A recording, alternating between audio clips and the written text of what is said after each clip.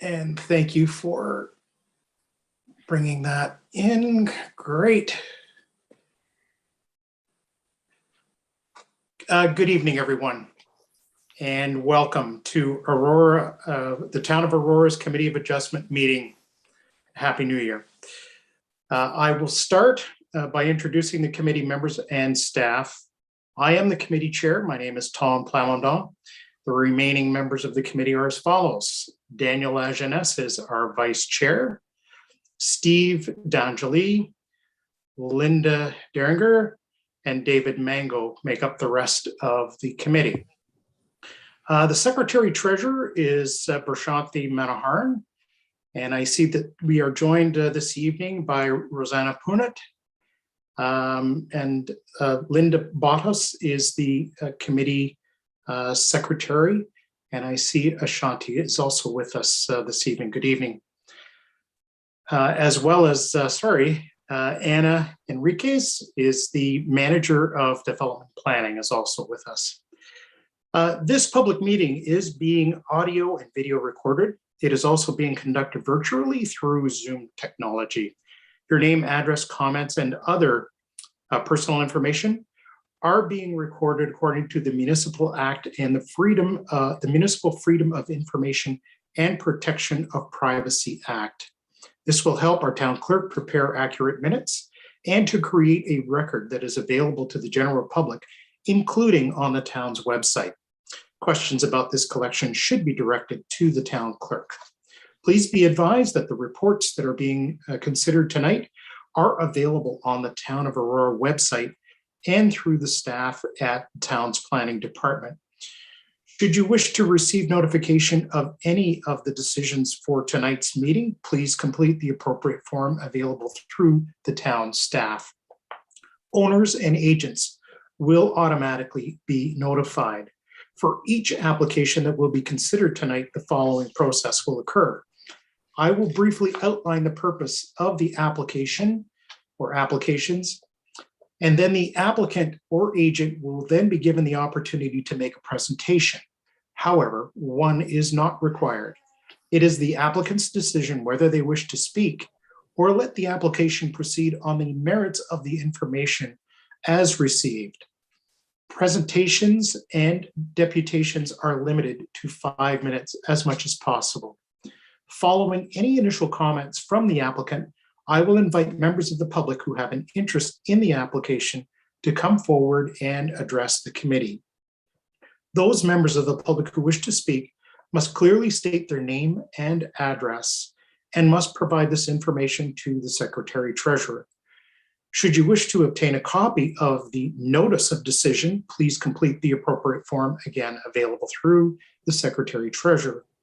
Members of the public are reminded that text comments are not permitted during the meeting and that they will not be noted in any manner at any time. Each individual may speak only once on an issue, and once discussion has commenced, in respect of a motion, no further presentations shall be made. If you require any technical assistance with your presentation, please let me know. If you wish to speak and are currently following this meeting on the YouTube feed, you will need to turn off this feed and join the live meeting, as there is a 2-minute lag between the YouTube feed and the live feed. Please ensure that all questions and or comments are directed through me as the chair. If relevant, I will request the appropriate person respond. It should be noted that the applicant will be given the opportunity to respond to any question or comments should the committee feel that it is appropriate. So we will now commence the meeting for this evening. And so I'll look to the committee for approval of the agenda for this evening. Daniel, yes, please. Through the chair, I move that we approve the agenda for meeting dated January 13th, 2022. Thank you very much. Seconder? Stephen, thank you. And all in favor of the agenda as circulated. Thank you very much, everyone. I'll ask now if there are any declarations of pecuniary interest and or general nature thereof. Seeing lots of heads shaking the right way. Awesome, thank you. None declared. So moving forward with the receipt of the minutes of our meeting of December the 9th, 2021, and that is meeting number 21-12. I'll look to the committee for a motion to approve those minutes. Linda, thank you very much. Go right ahead. Thank you. Through the chair, I move that the minutes from December 9th, 2021, meeting number 21-12 be approved. Thank you very much. Seconder, please. David, thank you very much. All of those in favor. And all of those opposed or absenting from? Absenting due to absence of the meeting itself. Correct. Thank you very much. All right. So with that, we'll move to the presentation of applications for this evening. So the first application that we have this evening is Michael Myers of 152 Tree Grove Circle, and we're dealing with minor variance number 2021-36. The applicant is requesting relief from the town's comprehensive zoning bylaw 6000-17 as amended to permit an existing one-story rear yard shed with a gross floor area of approximately 144 square feet or 13.4 square meters. The following relief from the requirements of the town zoning bylaw as amended is requested. A, section 24.87.1.1 of the zoning bylaw requires a minimum interior side yard of 2.5 meters. The applicant has proposed 1 meter. I'll note that in the proposal section of the town's staff report, the town of Aurora received a complaint regarding the existing shed, which is in non-compliance with the interior side yard setback requirement of the zoning bylaw. In response to this, the owner submitted the subject minor variance application in order to bring the structure into compliance. So that's the reason we're dealing with this application. Planning comments.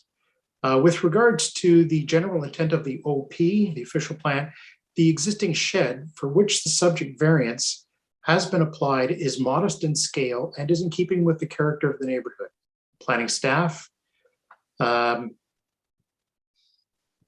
the proposed variance maintains the general intent of the official plan. With regards to the general intent of the zoning bylaw, planning staff are of the opinion that the proposed minor variance maintains the general intent and purpose of the zoning bylaw. With regards to the appropriate development or use of the land, planning staff note that several of the neighboring properties also have storage sheds within the rear yards located either along side or rear yard property lines. As such, staff consider the shed as proposed to be consistent with this existing built form in the surrounding area. Also, engineering services has included a condition of approval requiring the owner to submit a report along with a grading and drainage plan prepared by a professional engineer. Based on the above comments, staff are of the opinion that permitting the subject variance is an appropriate development and use of the land.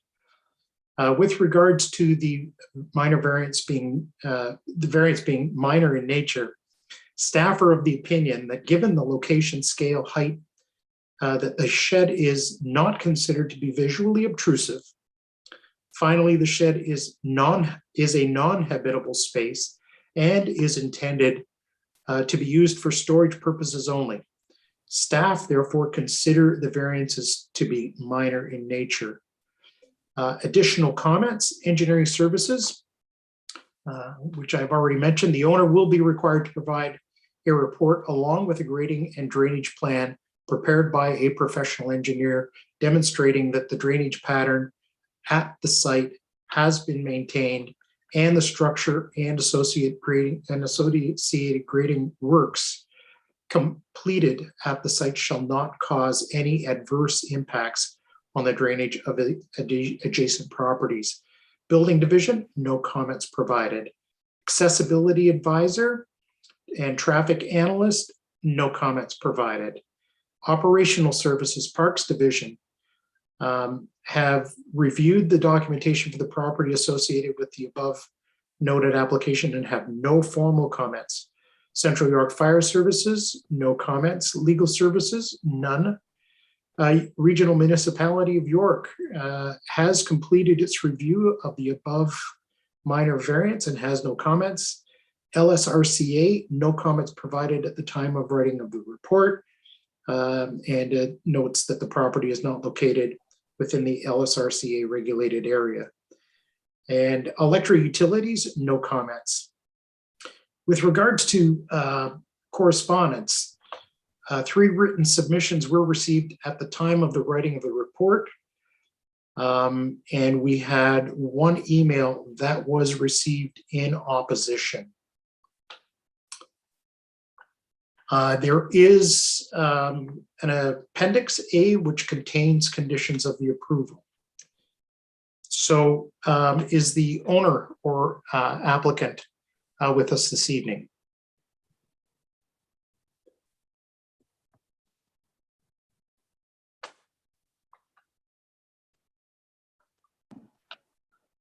I'm here, yes. Okay, good evening and welcome. Thank you. I'll ask you if you wish to make a presentation, and please give us your name and your address, please. Name Michael Myers, 152 Tree Grove Circle, Aurora, Ontario. And do you wish to make a presentation, sir? I don't necessarily have a presentation, just a couple of comments, if I may, and a question, just to let the committee know that the reason why the shed is there is because there was an existing shed on that site, exact same square footage.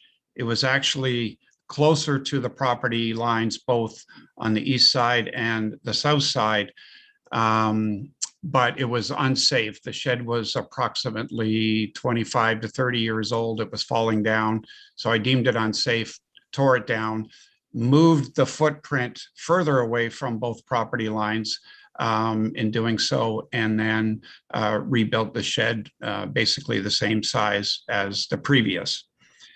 So as far as I understand from reading all the documentation, the shed is in compliance with the south property line being 1 meter, and it's in compliance with regards to size and height and so forth, realizing that it is in non-compliance with the property adjacent to me on the east side. That property owner is with us tonight, West Verma, and as well, I've submitted a number of other letters to the committee stating basically no objections whatsoever with the shed. You had mentioned 3 letters. There was actually 4. There was one I submitted just last week. So my apologies, sir. Yes, that's okay. Got a note.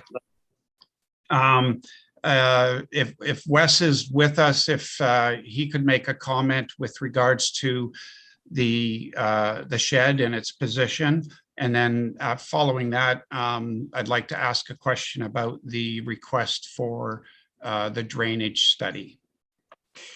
Is Wes part of the presentation you wish to make, or do we want to ask him to appear as a delegate, member of the public? Yeah, he could appear as a delegate. Yes. Okay. Yeah. Sorry, Tom, just through you. Mr. Verma has registered as a delegate. So, yeah, Okay. so he's, Mr. Verma is here to provide his delegation. Okay, thank you very much, Prashanthi. All right, so did you want to make any other comment, Mr. Myers, or is that pretty much all you have for us at this point? Yeah, that's all I have at this point. I guess I'll just address, I believe it was yesterday, Rashanta forwarded an email that she had received from the complainant. And it was a rather aggressive email. However, the only thing I'll say about it is that there really, in terms of the bylaws and so forth, there really isn't or shouldn't be any basis for that complaint, because the yard and the house where that complainant resides doesn't even touch my property. It's on a kitty corner of my property, so it's not on the south side. It's not on the east side where the shed is located. Yeah, I'll just quickly provide some input there, and I'm sure Prashanthi has covered it off. We circulate the application within a radius Yes, as specified by the plan. understood. And anyone within that area is more than welcome to come forward and submit whatever comments they wish. And yes, we did receive that. And so it has been reviewed by everybody on the committee. In fact, all of the correspondence, emails, that kind of thing, we get it well in advance, and we're able to, pull the salient points out that we feel are applicable with the application. Okay. So with that, I'll then ask for members of the public who wish to come before the committee to please do so. And I believe that's Wes Verma, who is here with us. Hello, how are you? Very good. Welcome. Good. We can get your full name and address for the record, please. Absolutely. So I'm Wes Verma. I live at 148 Tree Grove Circle in Aurora. Terrific. So please go right ahead. Great. Thank you for letting me participate today in this session as a live delegate. My family and I have lived in Aurora since October 2020. It's a wonderful community and a well-run town from what we can see, and really, really top-notch services. Since we live at 148 Tree Grove Circle, the property in question where the variance is actually directly beside us. It's Mike's house at 152. We share a common side yard lot line. So this would be the west side of my property and the east side of 152. Okay, I'm supportive of the 1 meter variance on the interior side yard as requested for a couple reasons. Number one, the shed that Mike was referring to and has rebuilt was in need of repair, and I would conclude it was unsafe. The shed is in, the second reason is the shed is in the same location as it was prior. Actually, Mike did move it away from the side yard and the back as well. And the shed is about 120 feet away from any part of building on my property. That's quite a distance.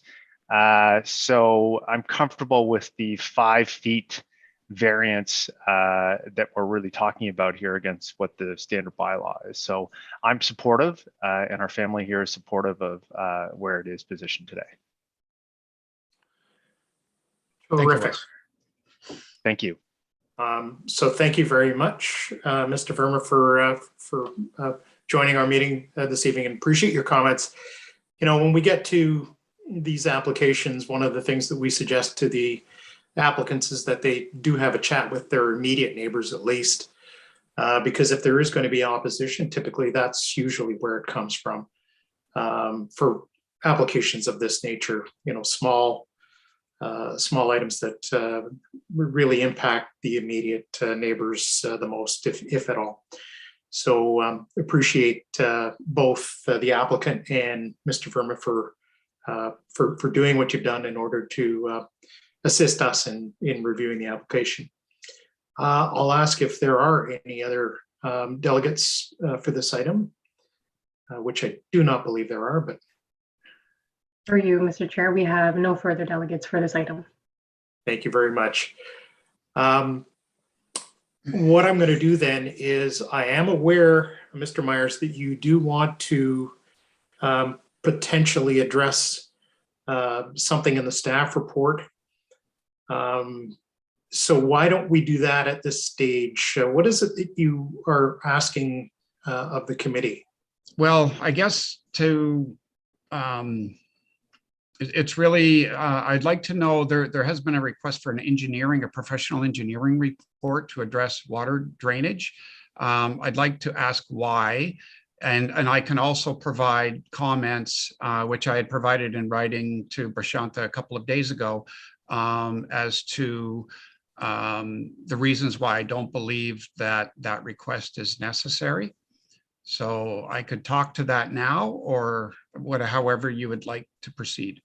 Sure. So if I understand correctly, you would like, well, let me go to staff. I'm not sure what exactly has been prepared, or well, why don't you outline then, Mr. Meyer, what you've done when you've Yes. Okay. to address the concern about. Sure. I believe the concern had to do with potential of water drainage draining off of the roof of the shed and impeding on other properties or properties that are adjacent to mine, particularly Mr. Verma's property with the, where the variance is being requested. Right. So what I wanted to point out was the peak of the roof of the current shed runs from east to west. That's the peak of the roof. And therefore, water drainage, if any, or minimal, would flow to the north side of the shed and to the south side of the shed. My house is on the south side, and as Mr. Verma pointed out, approximately 100 feet away from the shed. They're big lots, as you can imagine. And then on the south side, where it's 1 meter away, which is in compliance. So the drainage line in question wouldn't really be receiving any water runoff whatsoever from the shed as it's situated today. Secondly, when the properties were built some 28 to 30 years ago, there is a natural grading that the builder would have provided and has done and is still in place between my property, or our two properties, east and west, my property and Mr. Verma's property. And that drainage line still exists. The grade is sloped from the back of the property towards the front. So in other words, from south to north. And when we do have heavy rains, there's a natural drainage of that rainwater that drains between our two properties towards the street and out into the sewer system. So the lots drain incredibly well. The shed would really have no effect on drainage whatsoever. And in fact, the previous shed that I tore down that was unsafe, the peak of that roof line ran north and south. So there would have potentially been water draining to Mr. Verma's side, which is the east side, and that no longer exists. So the other thing I'll say is, if the engineer wanted to do a site visit to verify all of that, they certainly could. Okay, let me go to staff, because this is really an engineering issue. The condition is there. It's included. So let me go to staff and ask.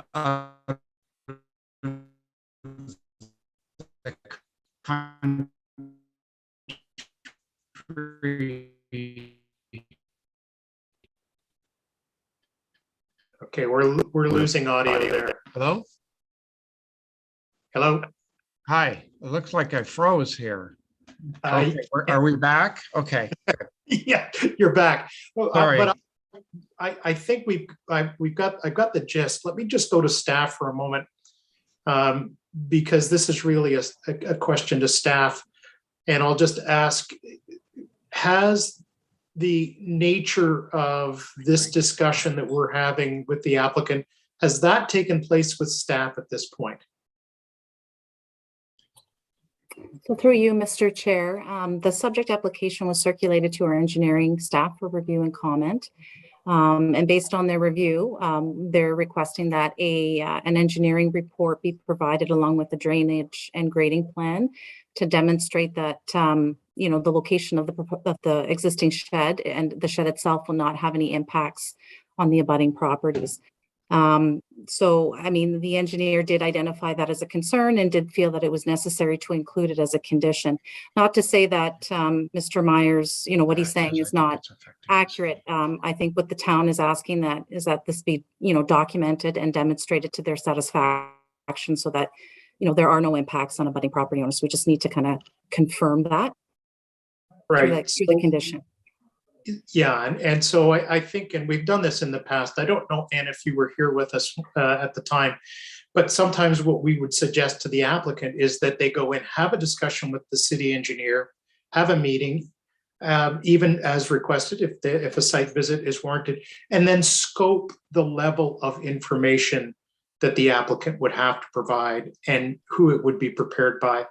For example, whether a certified engineering technician with water resources expertise is acceptable to the town. And this is something that's really kind of beyond it isn't beyond our mandate to amend a condition. We can do that. But typically our advice, Mr. Myers, has been to suggest to you that we leave the condition in place and suggest a meeting with the town directly, and then possibly scope that work to a level that addresses the town's concern, but not cause any additional undue work for you and cost for you. And that's typically what we'll do.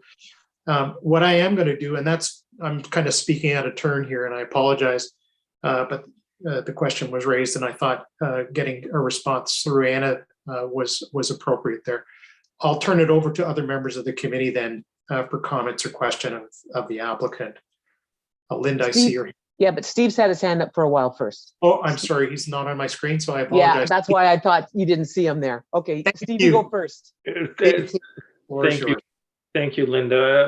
I do appreciate it. And in fact, I don't have any questions for the applicant. I did just want to comment on your suggestion, Tom. Through you, Mr. Chair, perhaps if it satisfies the rest of the committee, what I might suggest is that we slightly amend the condition just to say that the owner provide a report along with a grading summary or alternate documentation that to satisfy the town engineer that there are no drainage issues, something to that extent that allows flexibility for the town, rather than making our condition so firm that a drainage study performed by a professional engineer is the only option that the town and the applicant have. That would be my only suggestion.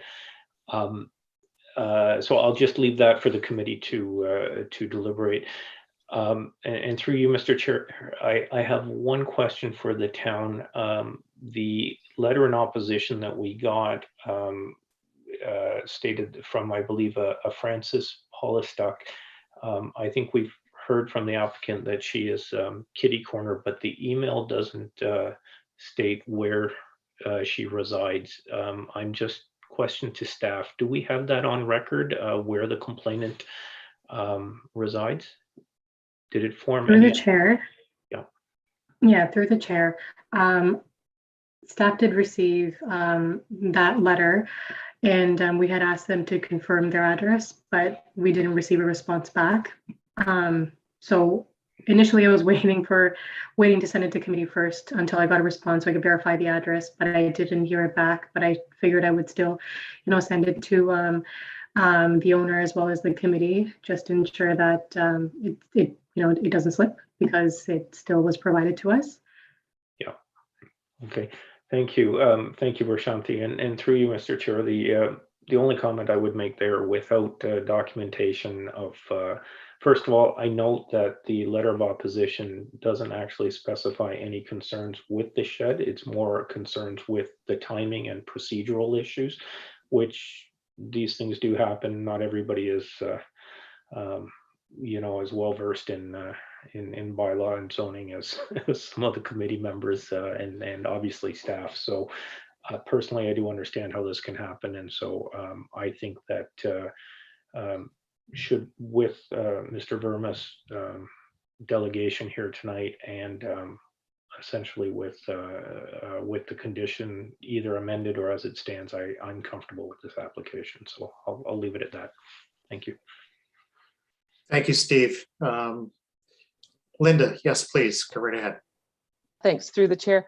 I don't really know if I'm out of line here, but I walked through your backyard today. I walked all the way to the shed, which was more than 100 feet from your house and not close to anything. It's just a shed. There's no water I mean, there's nothing even close to that thing anywhere around it that would cause any water damage. I'm thinking that we're using a lot of town time and people time for a shed that was there for 25 years. It's just a different color probably now. You know, it's like, it's fine with me, whatever you do, but to spend any more money or anybody else's time on this, to me, is might be just a little bit wasteful on our part. That's all my saying. Thank you. Sorry. Thank you, Linda. David. Hi, through the chair. I just wanted to maybe address one question from I think from one of the members. I think it should be Steve, about the type of report written. Would you just comment there that instead of indicating specifically like professional engineer, I think Tom had mentioned somehow, we could mention that anybody who has got the expertise or who has the required profession to actually prepare a grading plan showing drainage. The reason I'm saying this is we have some certified engineering technologies who has got a BCIN number, the building code identification number, who they are qualified based on building permits to prepare grading plans, like load grading plans and so on. They're able to do that. That could be cheaper, to hire instead of a professional engineer.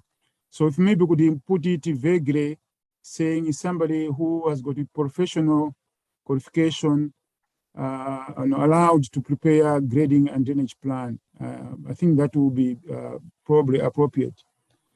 So that's just my general comment. But my question is, and I'm asking this question because of things have happened before.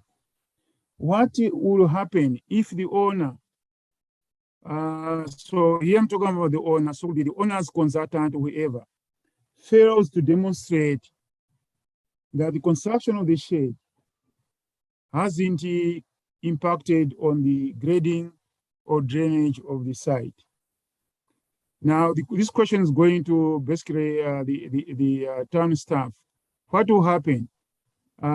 But somehow maybe Tom answered, and I know how Tom answered because I've been in some of the committee meetings in the past, whereby we have said is something the developer, or in this case, the applicant, is going to work out with the town to resolve the issue. So I just wanted sort of a comment and also a question to Anna in terms of what if it fails, what will happen now with the application? Through you, Mr. Chair.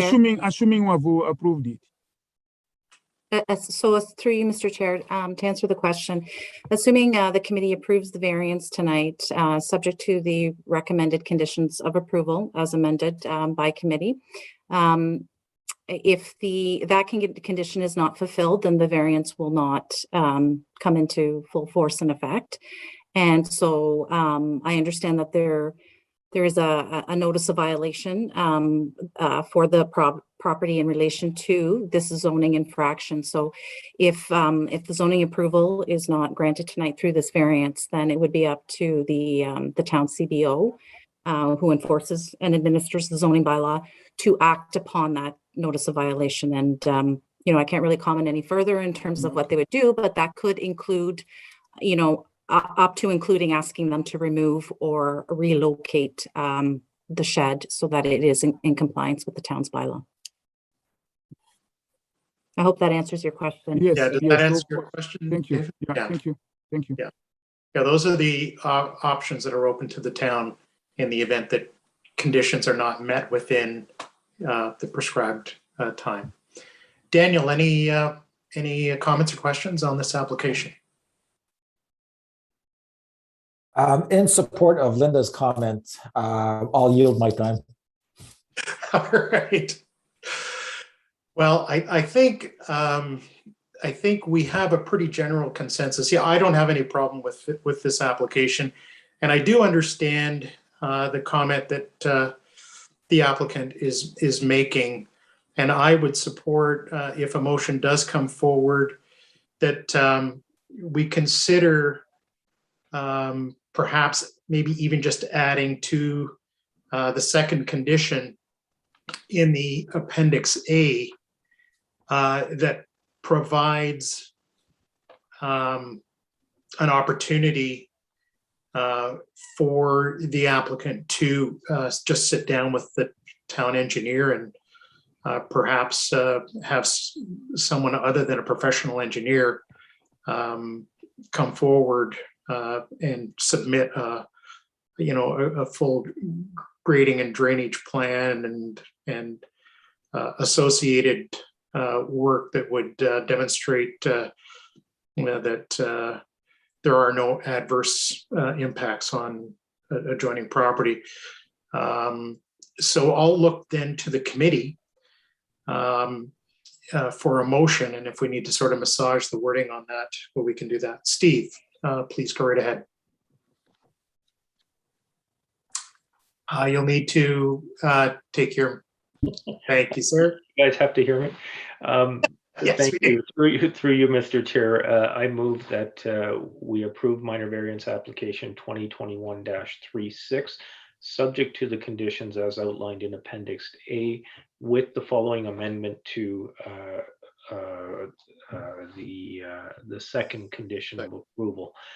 I recommend that we maintain the existing wording in its entirety, and simply at the end of the last sentence that ends with Director of Planning and Development Services, we add a comma, and say, or other suitable evidence as determined by the town engineering department in consultation with the applicant. Just to leave it open that we will accept this or anything that is deemed appropriate by the town engineering department to satisfy their concern. Is there a seconder for the motion? Daniel, I'll call the question. All of those in favor? Opposed? I'm not opposing, but I wanted to comment on Steve's second condition, that instead of saying professional engineer, we should say qualified professional.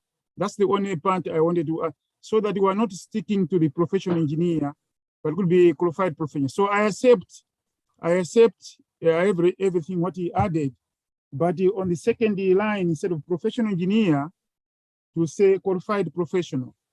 Qualified engineering professional? Yeah, not instead of putting professional engineer, we should say qualified professional. Qualified professional. Yeah.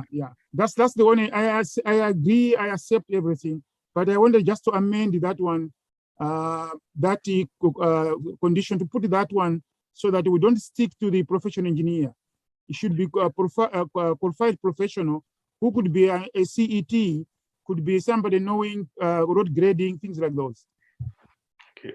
Steve? Mr. Chair, I accept that friendly amendment to my amendment. Yeah. Daniel, are you okay with it? I was just thinking that maybe that language should include approved by both parties, meaning that the town does accept it. Okay. I think it's already there. Yeah, I think through you, Mr. Chair, I think that would be covered by the comma or any other documentation, deemed appropriate by the town engineering staff. Okay. So with that little nuance, I'll just ask again, all of those in favor of that one. Yeah, okay. I just wanted to get David's vote comment. on the record. So thank you very much. So, Mr. Myers, you've got support for the variance. That not a problem from all of us. And we've kind of tried to open the door a little bit for you there so that you can sit down with staff. Staff, I'm sure, are going to be willing to sit down and talk that through with you, provide you with some guidance as to what would be acceptable. And I think perhaps maybe information that you've already provided to us might also help the town staff, because it sounds like you've made some drainage improvements anyway, or already that they may not be aware of. Okay. Right. Thank you very much, Mr. Myers, and wish you a good evening and have a safe and happy 2022.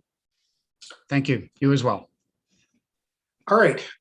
Moving forward, the next application we have before us this evening is for Malene Popa at 91 Gilbank Drive.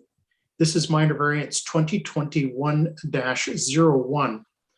The applicant is requesting relief from the town's comprehensive zoning bylaw 6000-17 as amended to accommodate an existing one-story rear yard shed with a gross floor area of approximately 54 square feet or 5 square meters. The following relief from the requirements of the town's zoning bylaw 6000-17 amended is requested. A, section 4.1.1 requires a minimum 1 meter setback from the rear lot line for accessory structures. The applicant is proposing a storage shed with a 0.2 meter setback from the rear property line. B, section 7.2 requires a minimum 1.2 meter side yard setback for accessory structures in the R3 detached third density residential zone. The applicant is proposing a storage shed with a 0 meter setback from the side property line. Again, in the proposal, I'll mention that the town received a complaint regarding the existing shed, which is in non-compliance with the rear and interior side yard setback requirements of the zoning bylaw. In response to this, the owner submitted the subject minor variance application in order to bring the existing structure into compliance. Planning comments. With regards to the general intent of the official plan, the existing shed is in keeping with the surrounding context and character of the existing neighborhood. No negative impacts are anticipated to result. It is therefore the opinion of planning staff that the proposed variance maintains the general intent of the official plan. With regards to the general intent of the zoning bylaw, permitting the existing shed does not result in any conflicts from building separation and privacy standpoints. Planning staff are of the opinion that the proposed minor variance maintains the general intent and purpose of the zoning bylaw. With regards to the appropriate development or use of the land, based on the size of the existing shed, planning staff do not consider the shed to be visually obtrusive, and as such do not anticipate any negative impacts in regards to the enjoyment of the rear yard amenity space for the subject property or any of the surrounding neighboring properties. Again, the town's engineering services division has included a condition of approval requiring the owner to provide a report along with a grading and drainage plan prepared by a professional engineer. Based on the above, staff are of the opinion that the permitted subject variances is an appropriate development and use of the land.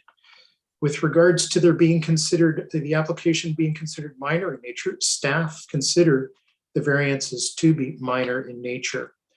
Additional comments, engineering services, that the owner provide a report along with the grading and drainage plan prepared by a professional engineer demonstrating that the drainage pattern at the site and surrounding area has been maintained, and that the structure and any associated grading works completed at the site will not cause any adverse impacts on the drainage of the adjacent properties, including but not limited to properties that abut the rear and side property lines. Additionally, the building division preliminary zoning review was conducted and no comments provided specifically on the application. Accessibility and traffic, no comments provided. Operational Services Parks Division have reviewed the documentation for the property associated with the above noted application and have no formal comments. Central York Fire Services, no comments provided. Legal Services, has no comments. The regional municipality of York has completed its review of the minor variance and has no comments. Lake Simcoe, no comments provided. The property is not located within the LSRCA regulated area, and electric utilities, no comments provided. Public correspondence, 2 written submissions were received at the time of the writing of the report. And there is an Appendix A with recommended conditions of approval. So I'll ask if the applicant is here, which I believe they are. Yes, we're here. And good evening and welcome. I'll just ask you to identify yourselves and your address, please. I'm Mylène Popa, and this is. I'm Lawrence Popa, 91 Gilbank Drive in Aurora. Thank you very much. Committee. Good evening and welcome. Thank you. So if you do wish to make a presentation or have any comments or information you wish to provide, please go right ahead. Okay, so we did submit a PowerPoint presentation to Brashante, so I'm assuming she's going to be sharing those slides with you. So He's just bringing that up now. He's bringing it up. Okay. So we'll just wait for that. Yeah, it'll make please. it easier. There we go. Okay, so I'd like to start by thanking the committee for this opportunity to present to you today and for considering our application for minor variance and relief from both the rear and side lot requirements. Next slide, please. I'd like to take a few minutes to provide you with a little brief history of the work that we've done in our backyard. It just gives you some context and some understanding of where we're at. So we've moved into this house in 2005. In 2017, we did some extensive renovations to our backyard. At that point in time, our property was 27 years of age and things were starting to need upkeep. One of the first things we did was on the rear west corner, northwest corner of the property, we removed an apple tree. And the reason for that was because it was feeding a lot of vermin that we didn't really want to feed. And so we did remove that, and it allowed us to upgrade our property. We upgraded our aging pool, so new liner, new equipment there. We hardscaped the yard, and that was really to address a number of issues. Prior to the renovations, our backyard had a very old pool and liner. It had crumbling retaining walls on 3 sides, on the west, the north, and the east side, and multiple grading and drainage issues. And again, we removed that old apple tree. Our own basement experienced a leak due to the poor grading and pooling of water against the foundation of our home. And our neighbors to the east at 93 Gilbank also experienced a very wet, very soggy backyard and side yard due to poor drainage and grading. So this work, a lot of this work was done to specifically address grading and drainage, which we significantly improved the control of with the work that we did. I included this particular picture. because first of all, it's taken in the summer and this is now January, so you can't see a lot of the stone if I were to go out and take pictures now, but you can see that the highest point of our yard is midway through our pool. That's sort of almost directly midway in our yard. And when our landscapers were doing this work, they took me back there and they took a hose and they said, watch how the water drains. And you can see the highest point there is just by that tree, that hosta there by the garden. And the water quite literally drains off to both sides of the property, down the sides where there is improved drainage and some rocks installed there, out to the front of the property where we also installed an underground cistern. So that's the work, that's why that picture's there, as I wanted to show you that. And if I may add, the view of this picture is looking west. So to the right, behind the fence is number 267 Aurora Heights, which is to the north. And there is a hard wall along the edge there to prevent water from running in that direction. Next slide, please.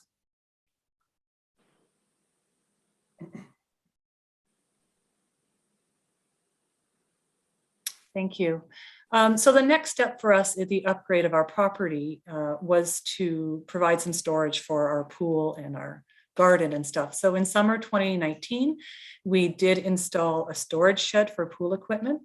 The reasons for the decision to place it where we did, which is in the northeast corner of our property, is because the gazebo in the northwest was, we have another sort of gazebo structure there that we need to, in order to enjoy the property for entertaining and dining and lounging and that kind of thing.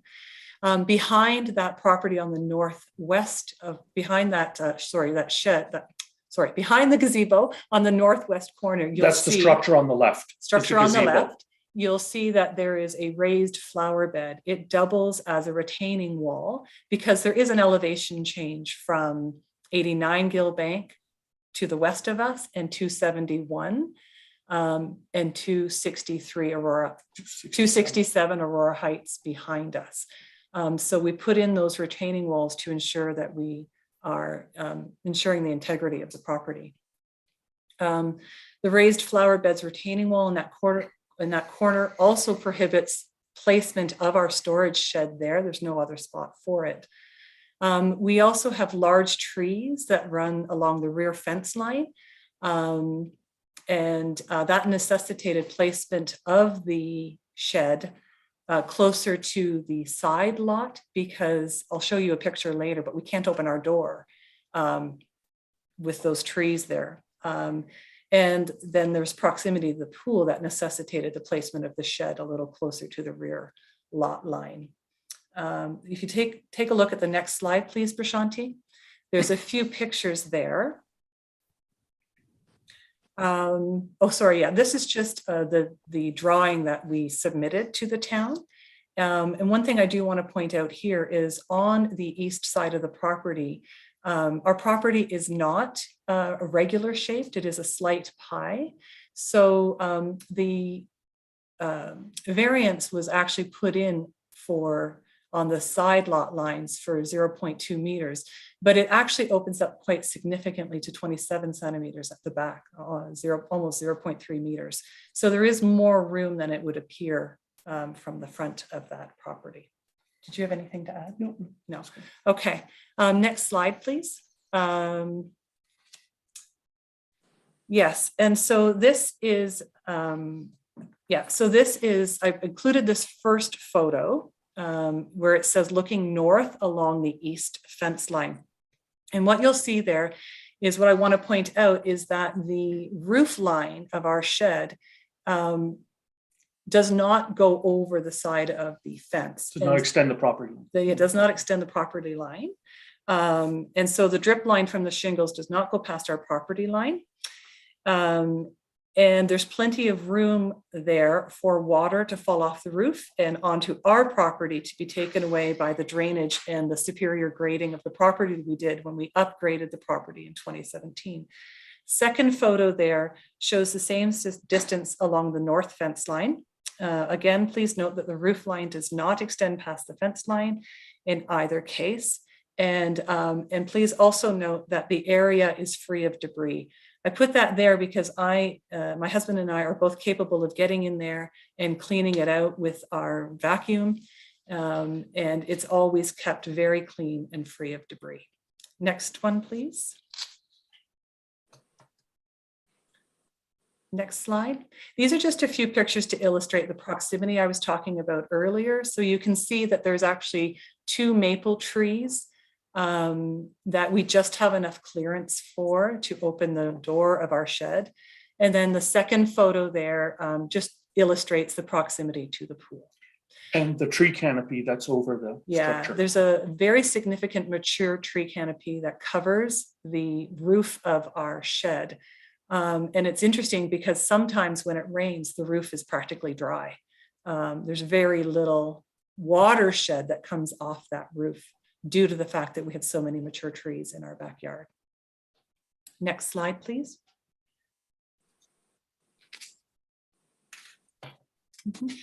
I included these pictures because the trees have become a very important part of the story here for us.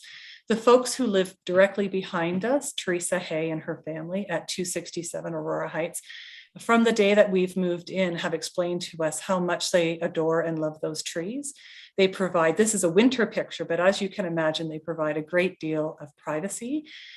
Teresa and her husband Herman are an elderly couple. They enjoy the shade and the privacy that those trees provide.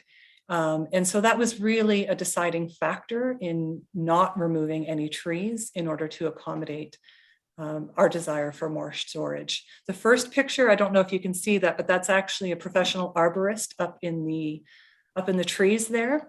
Part of the discussions with our neighbors at 267 Aurora Heights, right behind us, is we have such significant tree coverage that they are having a very hard time growing grass in their backyard. And often they put soil down and they're having a hard time getting the grass to take. In the spring of this year, they had some significant pruning done from their side of the property. And so to support their efforts this December, we had our own professional arborists in. They significantly pruned those large trees in the middle. I do want to point out in the second picture, however, we requested that they leave the canopy over our shed. And the reason for that is because it really does dramatically reduce the rainfall onto that roof, and therefore dramatically reduces any potential impact on the properties around us in terms of water running off that roof. Next slide, please.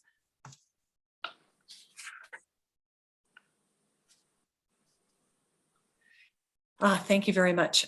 This is a photo taken from the property to the east of us, so from 93 Gilbank Drive. And there's a few things that I'd like to point out. Number one, the area in the forefront where the white snow is there, that is 93 Gilbank's backyard. The fence running along the side of our shed there, Runs north-south. it runs north-south. The retaining wall and the new fence that we built, what we did there was we completely replaced the retaining wall. We put a new fence there, and running along that fence. So when you've seen in my documentation, when we say that the property's been graded off to the sides and the water runs down both sides of our property, there is drainage installed in those along there. So we're very confident that we have helped our neighbors a great deal, as evidenced by some of the letters written on our behalf.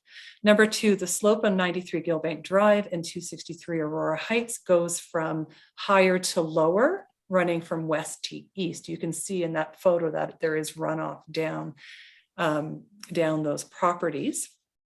I would like it noted that there's no additional buildings around in that corner or structures around close by. So there'll be no potential for damage there as well. sorry, just lost my spot here. The other thing I'd like to note is the shape of our shed's roof. The roof is a pentagon, 5-sided, and none of the sides of those roofs slope down towards 263 Aurora Heights. So just to do the math here, that little shed is 54 square feet. 3 of the sides, the roof faces our own property. 1/5 of that roof faces east into 93 Gilbank, and the other 1/5 faces north into 267 Aurora Heights. 263, there's negligible amount of water draining directly into that property because there is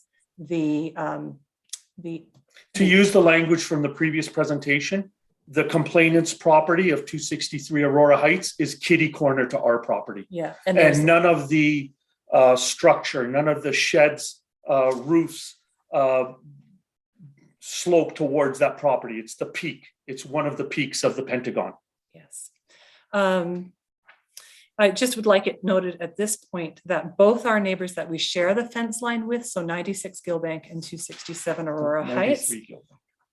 What did I say? 93 sorry, Gilbank. 93 Gilbank and 267 Aurora Heights. Both have submitted letters of support of this variance, and both have reported that they have not had any water damage on their property as a result of the shed. Yeah. So yes, if we could have the next slide, please.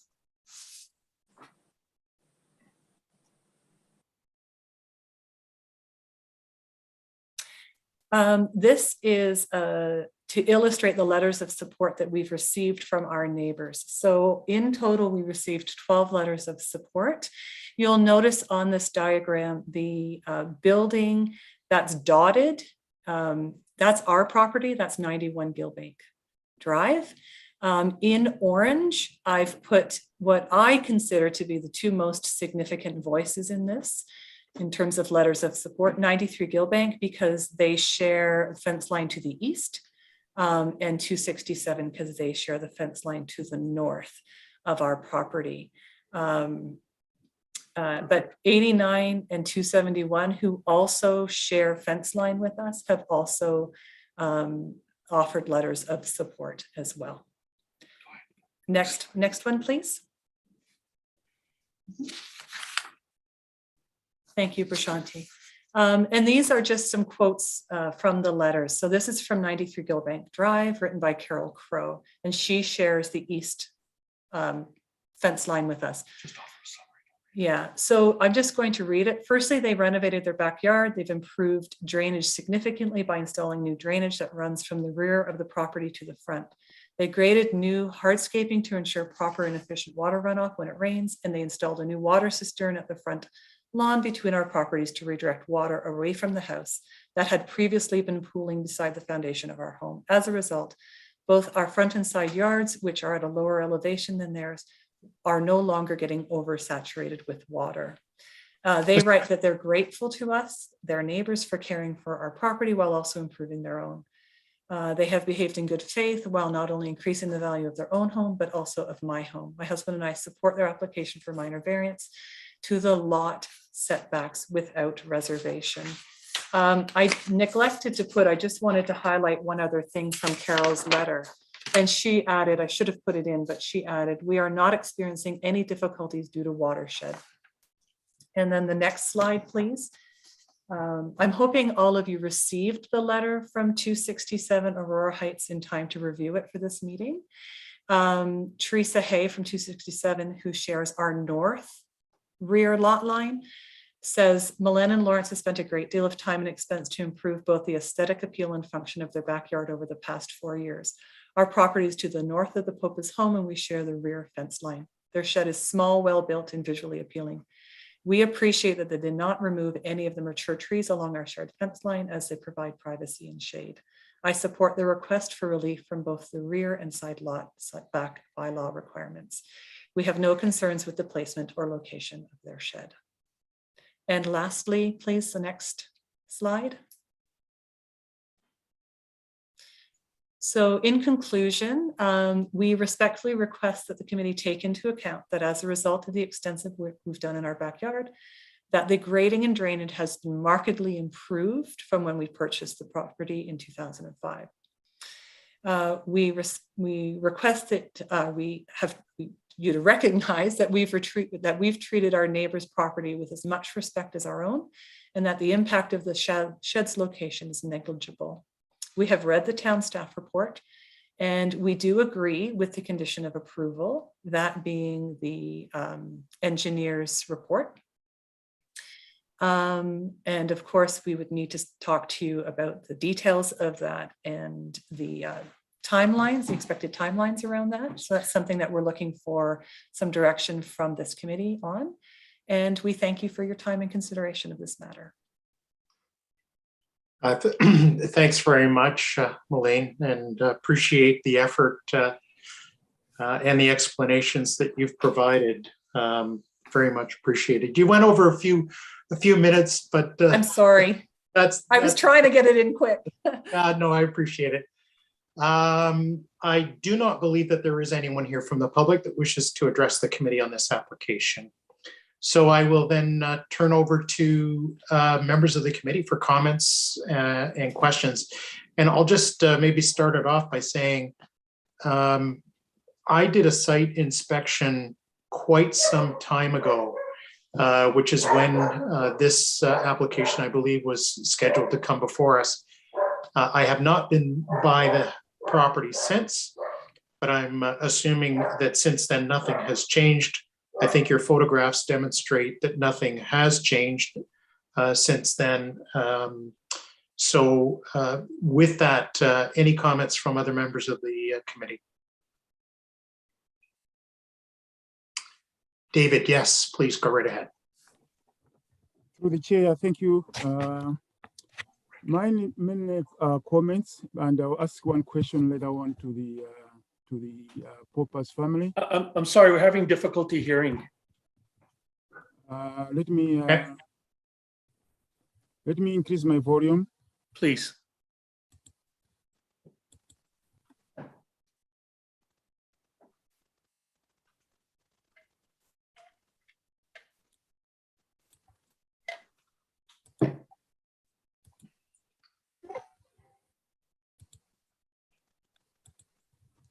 Hi, can you hear me now? Much better, So thank much you. better. Thank you. Yeah, okay. Anyway, thank you. So I just have comments, and also maybe I'll have a question at the end. I've been to the site on the 263 Northeast. I've not been to your site because I thought of trying to understand the position of the opposer. So lucky enough, today was a good weather somehow. Snow had melted, so I was able to go to the backyard of that owner at the 263, who's the northeast of your property. Mm-hmm. And I would say thank you very much for showing those pictures, especially the one which is showing from 93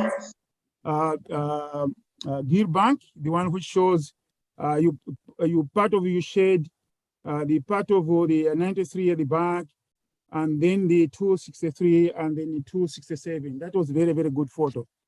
So I just wanted to comment in general, and this is just my opinion. I see that you had the support letters from other neighbors, apart from those who are directly close to you. I would say probably because their sheds are almost located similar to yours. Okay, that's my opinion, which is it's okay. It's no big deal. The ones which you actually highlighted, Milena, the ones who are could be affected just immediately to the north and immediately to the south. I looked at the drainage area from 263. Now, what the 263 was talking about, and I just want to mention it clear here, this is about setback. This is about draining, this is about grading. It's not something about raccoons. It's not anything to do with the tree, vegetation and feeding, whatever. It's not. So what he was trying to say was, as you mentioned, I'm very happy the way you mentioned you looked at the proportions, like 1/5 going to the north. I liked your description like an engineer. 1/5 going to the north to that 267. So the owner of 263 says the flows which go to 267, and then eventually with the flows from 267 property itself, they go to his property, because as you said, it's sloping eastwards, okay? But also what I noted is, and this is also I'm explaining from my understanding, but also on the behalf of the committee members, if maybe they have not been inside, I noted that for the property at 263, the ground is a little bit raised. Right away, I would say, just close to you where the shed is, it's actually raised, such that the portion of the roof coming from your side going to 93 doesn't go to 64 direct. It goes actually from your portion of the roof and goes to 93. That's how it does. But what he described, and I also noted, was that the flows which come maybe from your roof, a little bit of it, and from 93, eventually goes to his property at the far east corner. That's what he was, and I saw how he was describing the drainage, okay? But what I noted was, and I'm being objective here, and I'm just describing here what my observation is, that area slopes to the east. There is a pattern of drainage which has been there going to the east. I recognize that even if you set back, even if your shade was to meet the requirements, still that 1/5 you have could have still gone to 93, because that's what it is. You could have been conforming, but still a little bit drainage would have been going there. And based on the description of the owner to 263, this has been an occurring event. It's not like happening within the past 4 years, whatever. My observation showed me that this is something which has been happening. It's not like it started because of the shade, because the area slopes from west going east. Okay, so I just wanted to mention this. And of course, now I think I don't have to ask a question, because I know even if you are confirming, I mean, the setbacks were confirming, still a little bit of water would have gone east the way it has been going, because the area slopes east. But I think you have also made some improvements by putting that pervious, pavement there where you have water going in and going into the ground. So I just wanted to mention my observation on the site. Okay, so that's what I want. So I think I don't have any question. Thank you very much, David. Yeah, thank you. Thank you, David. Any other comments from members of the committee on this application? Here we go. Steve, yes, please go right ahead. Thank you. Through you, Mr. Chair, just a very quick question to the applicant, because I also did a site visit, and Ms. Popa was very kind enough to answer a few questions on the site. If you could share one of the questions that I asked, how long has the shed been standing there? It's been 18 months. 18 months. And that rear fence, how long has that been standing? 30 years. 30 years. It's original.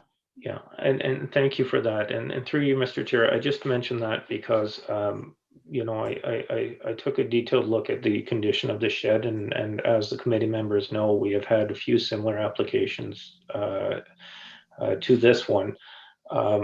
And I noticed that the condition of the fence is quite good. There's, I'm not obviously an engineer, but I saw no visible impacts to the fence, and any damage or any heaving or ground damage. So obviously I can't verify the drainage that is, is said to be in place, but I saw no effects to, to the surrounding properties or the fence, which I would assume to have been the case if there was a problem with runoff. So I just wanted to share this, and I am supportive of this application. And thank you to the applicants for understanding the conditions, and I'm comfortable. Thank you. All right. Any other comments from Daniel? Yes, please. Go right ahead. Thank you through the chair. So just to piggyback on something that Steve said, I seem to make my presence not as known as others when I go on site. And so I did go about a week and a half ago, and I did notice that the fence, to Steve's point, there's no arch to it that would be the result of running water or pooling of water. So that does add a little bit of comfort. The one thing, or maybe two things that bug me, but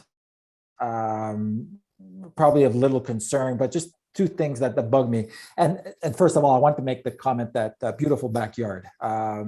We've been working on our own backyard, very similar, a lot less greenage, unfortunately, in this part of Aurora, but similar type of plan. Now, the only thing that alludes to that troubling aspect of it is that I wish I could put a shed.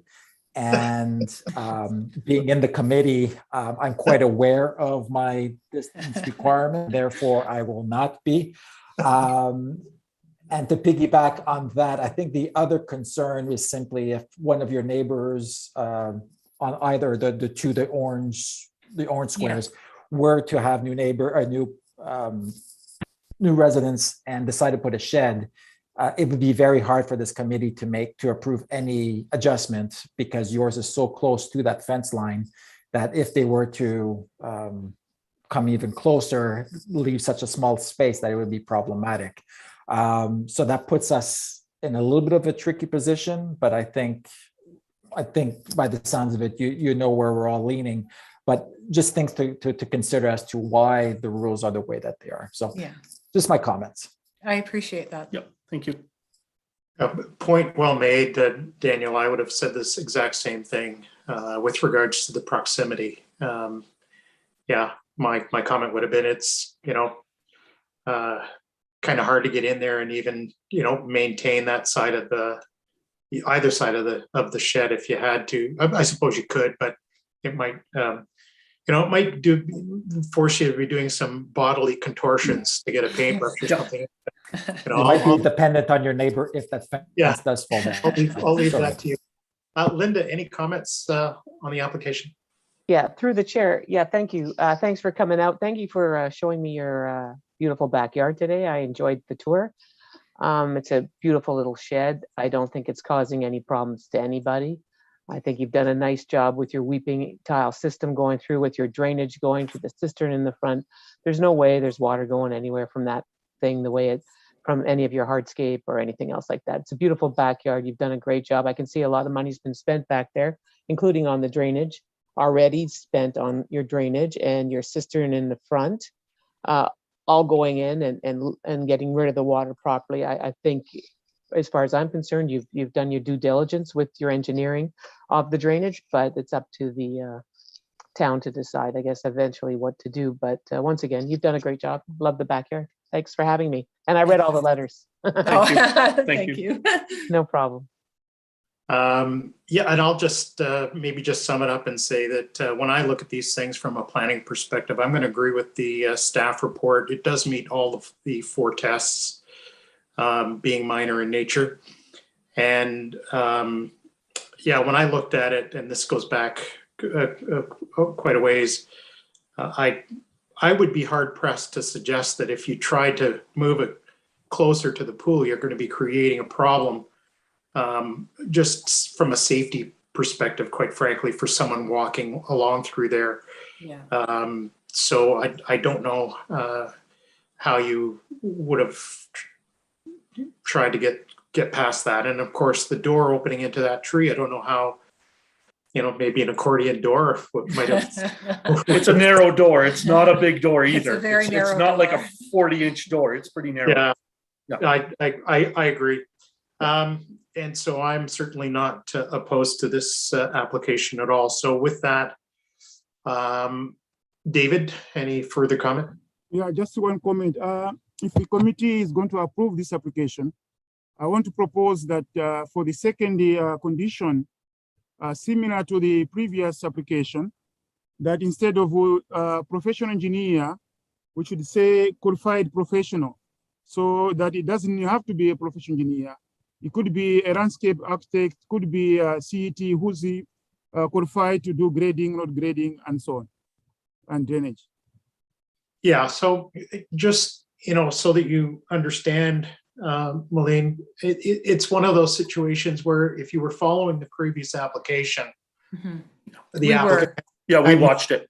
Okay, so I just want to make sure that the context of what David is suggesting to you, you're familiar with it, and you're comfortable if we do change that, if someone from the committee makes that suggestion and changes that condition, you know exactly what it is we're saying. And you're shaking your heads. Yes, that works for me. Yeah, we agree. And all we'd be asking is that we have, let's say, until like June 30th or August 31st, because right now the backyard's covered with snow and ice. Yeah, and that's normal. But you'll be able to sit down with staff and work through the timing. So I'll look to the committee for a motion then. And I don't know, Stephen, if you've got the text from the last one, I know that you're pretty diligent about phraseology in these kind of motions when we're doing some minor changes on the fly. Laughing there. So I'll look to you possibly for a motion on this application. Thank you. Thank you. We Through all you, agree. let me just make sure I've got the right one here. Let's see. Okay, so through you, Mr. Chair, I move that we approve minor variance application 2021-01, subject to the conditions outlined in Appendix A of the staff report, with the following amendment to condition number 2. I move that we keep the condition in its entirety with the following modifications. Instead of saying but prepared by a professional engineer on the second line, that we say prepared by a qualified individual. And I would also suggest that we to give the town flexibility, just add the same comma at the end of the paragraph saying or other suitable documentation as determined by the town engineering department. That would be my just to give the town flexibility. Perhaps they would accept any evidence that you have of the cistern and the drainage and any testing that you might have done at that point in time. I just suggest that, and I'm happy to go with other members of the committee with respect to that last part. Is there a seconder on that motion? Linda? So all in favor? That carries. Melina, I know your hand went up. Once we're in discussion, I think. I understand. Can I ask the a question at this point, now that the motion's been carried? Yes, you can. I just wanted, with regard to Steve's wording, I just wanted to know if we chose to go the route of the professional engineer, we still can. Absolutely. Yes. Oh, But it just provides more opportunity for us to use another type of professional who's Correct. well-versed in this type of work. Is that, I just want to make sure I have it clear. That is it exactly, Melina. It's, and I think you heard David and both I refer to a CET, which is a certified engineering technologist technician, Okay. who have the expertise. They're licensed. The town will let you know that these people are out there, and they're certainly there for you to engage in providing that kind of service. Steve, yes. Yeah, and I would just say, and as the only qualification there is obviously to be determined in conjunction with the town. The town must be comfortable with the person that you're proposing, but it opens the door for you to discuss and agree with the town on a course of action. Oh, that's wonderful. Okay, thank you very much. All right. So thank you very much for joining us tonight and being here with us to consider your application. Our pleasure. Can I just say one more thing? Just one last thing. I know you've got time constraints. Lawrence and I would like to thank you all, but also most especially your town staff has been absolutely wonderful through the whole process. Very professional, very helpful, walked us through what we found to be a stressful process. And I just want to, I'm not sure the best place to do this, but we'd like to recognize their professionalism and their expertise because they have been nothing but helpful. So thank you very much. Those comments are always appreciated. Very much shared by everybody on the committee here as well. They do a terrific job and we certainly appreciate them. They really do. So thank you very much. I'll bid you a fair. Thank you. Good evening. Good night, everybody. Good evening. Happy New Year. And Yeah, happy you New too. Year. Bye-bye now. Thank you. All right. So moving on to the next item on the agenda is minor variance MV 2021-29. The applicant is Moody, and this is for 222 Ridgewood Road. We have a request from staff to defer this item to a future meeting of the Committee of Adjustment.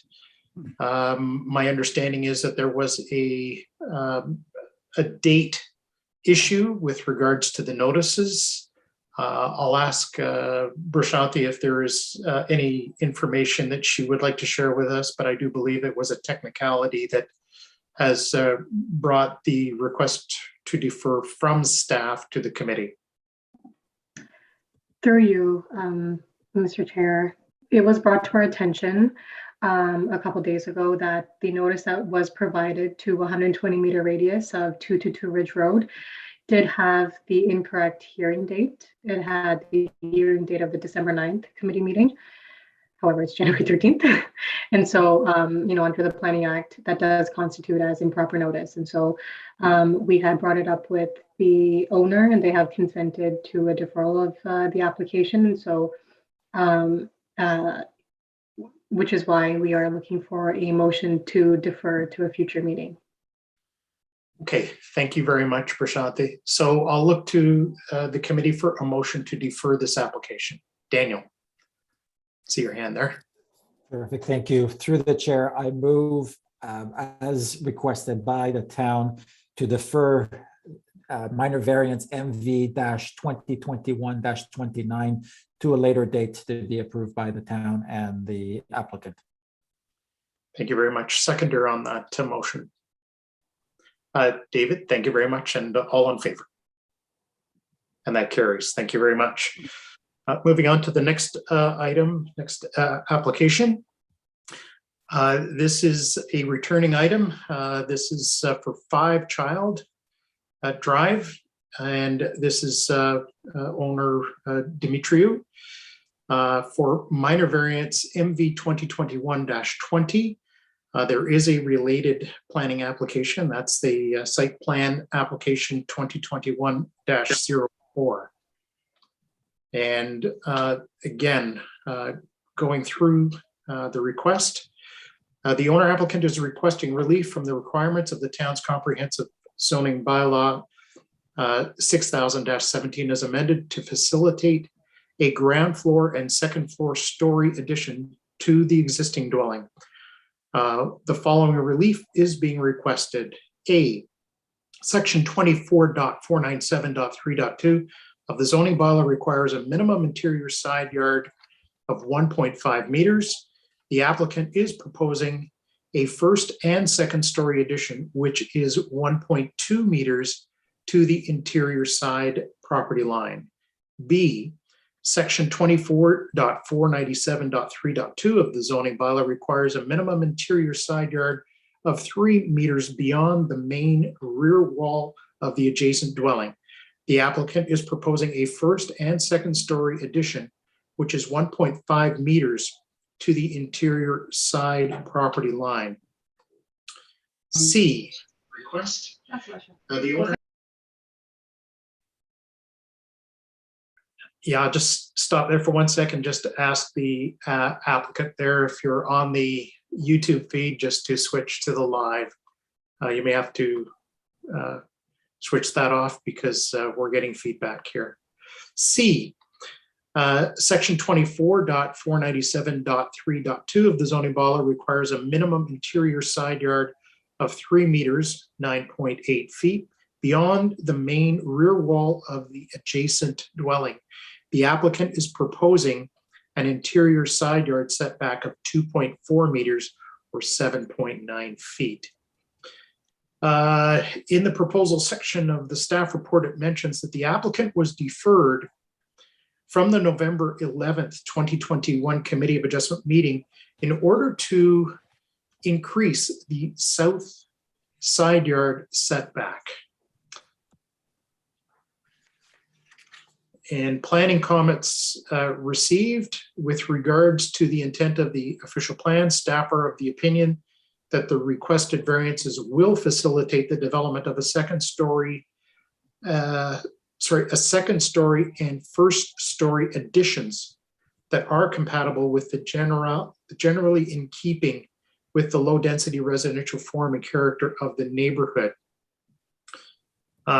It is the opinion of staff that the requested variances meet the general intent of the official plan.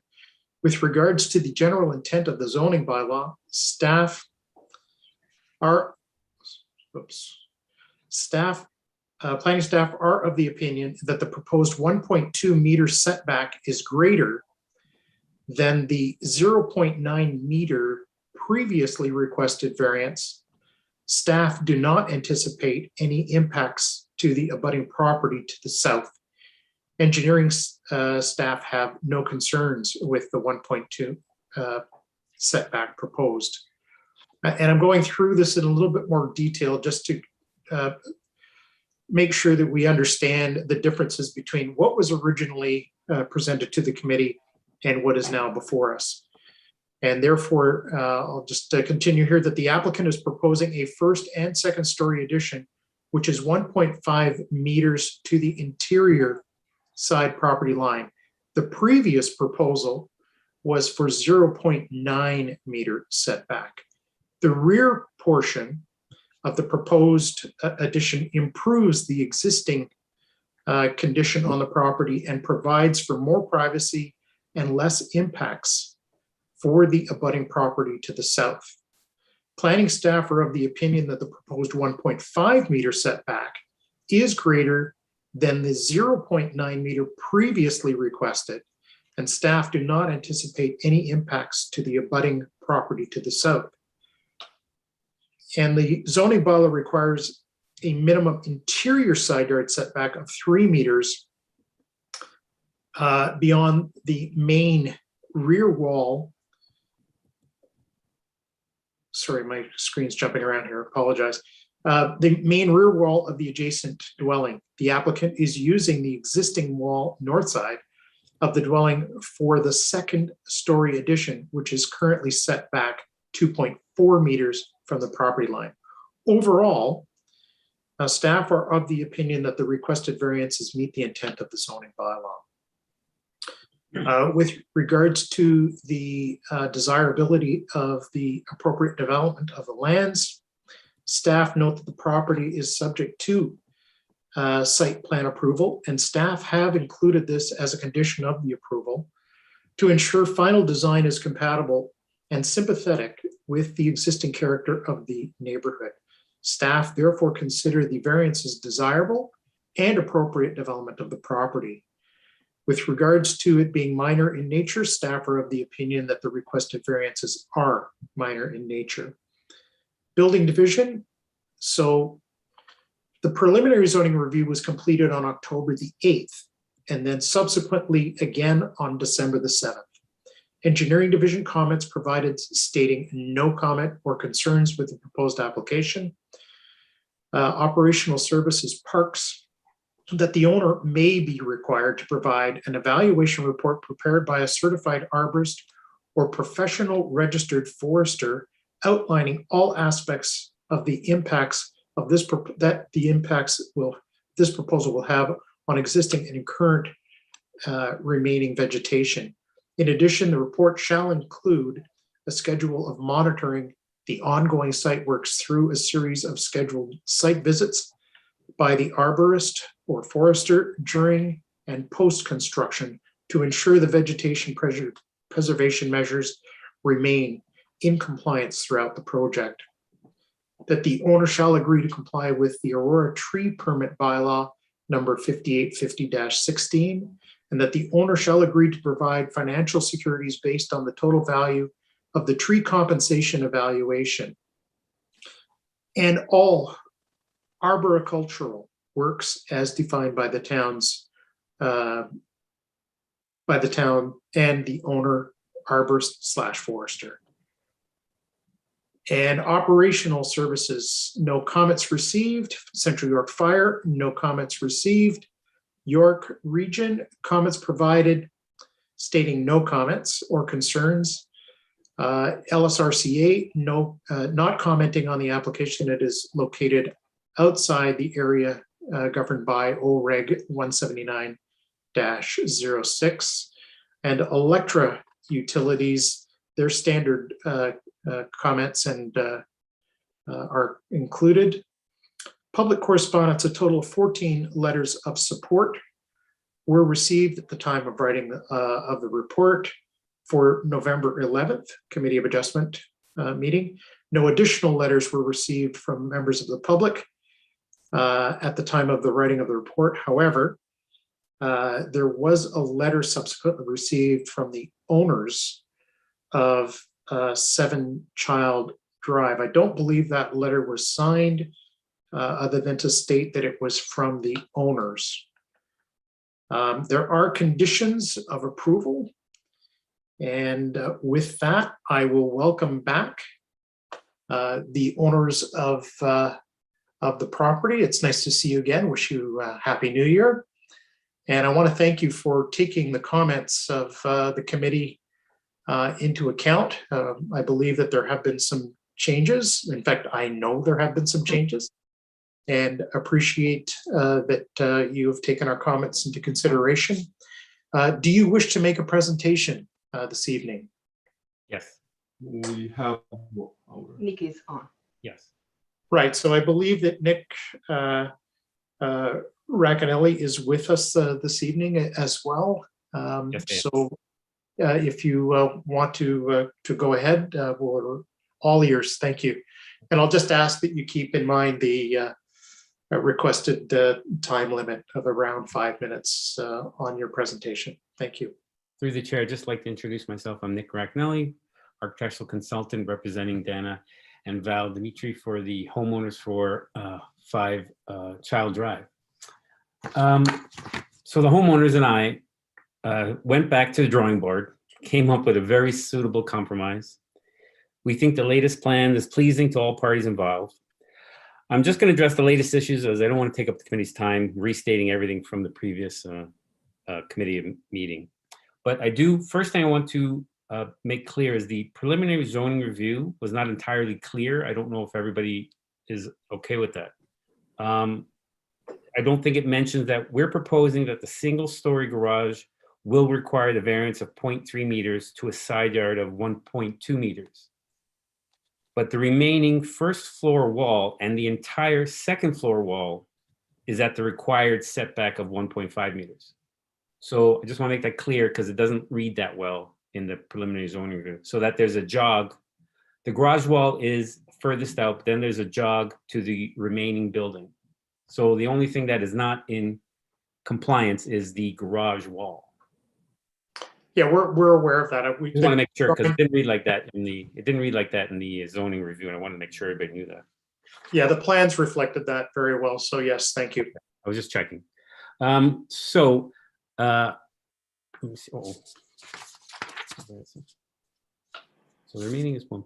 So as much as we like to comply with the zoning but to keep the existing floor plate of the house and to keep our carbon footprint to a minimum with the least amount of disruption to the neighborhood, we were able to squeeze the 2-car garage to a minimum. I mean, we're just, that one extra foot is making it a workable 2-car garage. I mean, design-wise, we could have easily knocked the whole building down and start fresh and build completely new, but that wasn't our intentions. We feel we've made a major concession to this point, and we made the impact to the neighbors at number 7 minimal at best. Windows will be at an acceptable distance from the property line, as will most of the building face.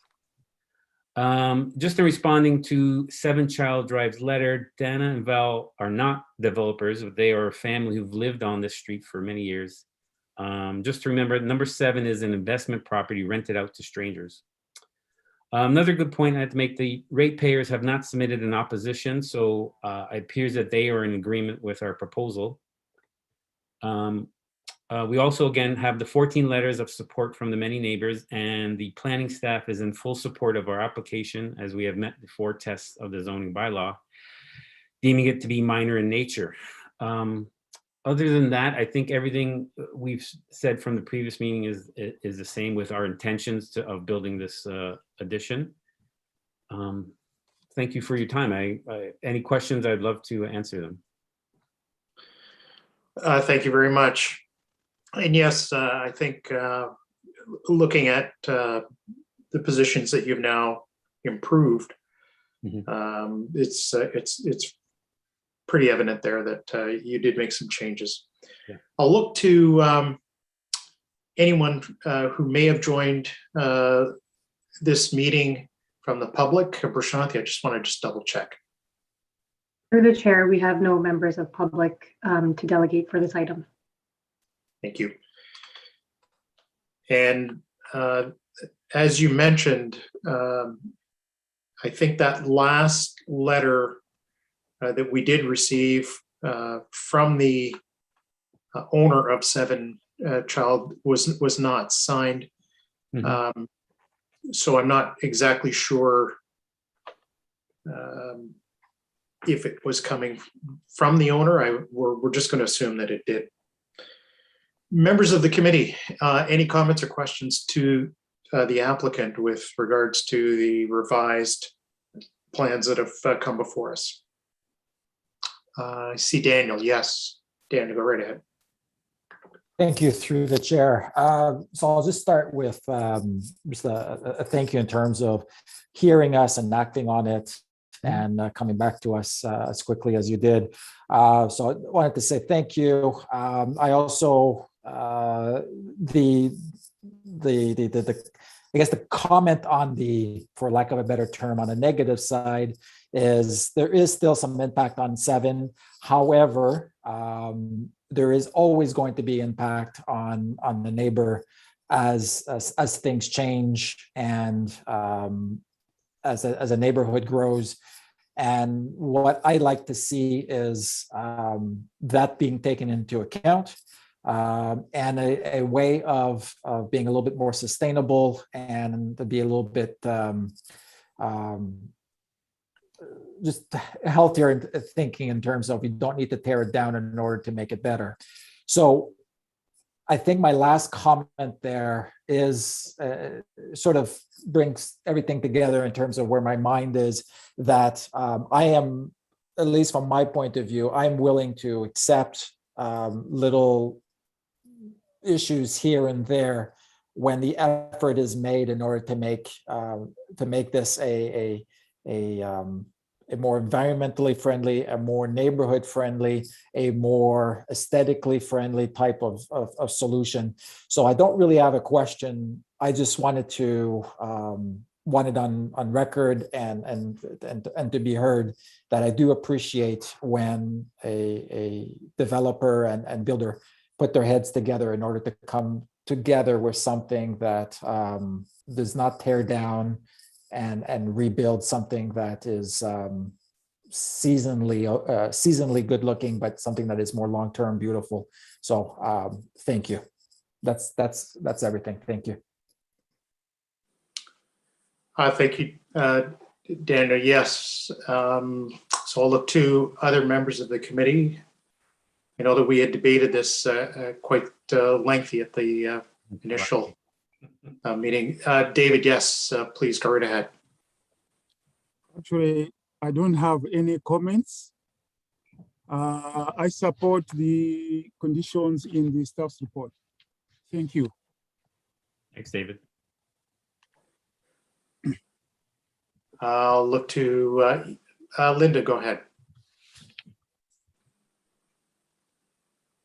Hi, and through the thank you, and through the chair, I want to say thank you as well for making the amendments that you did and on our behalf and for the neighborhood and everything else. It's fine. I agree with what the staff report says as well. You know, the conditions that are going to be put forward there, and hopefully you'll have it'll work out well for you and your family.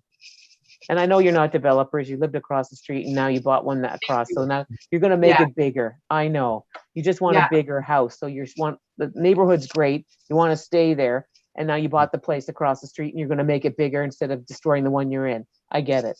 It's fine. Thank you. You're welcome. Thank you. Steve, yes. Sure. Thank you. Through you, Mr. Chair.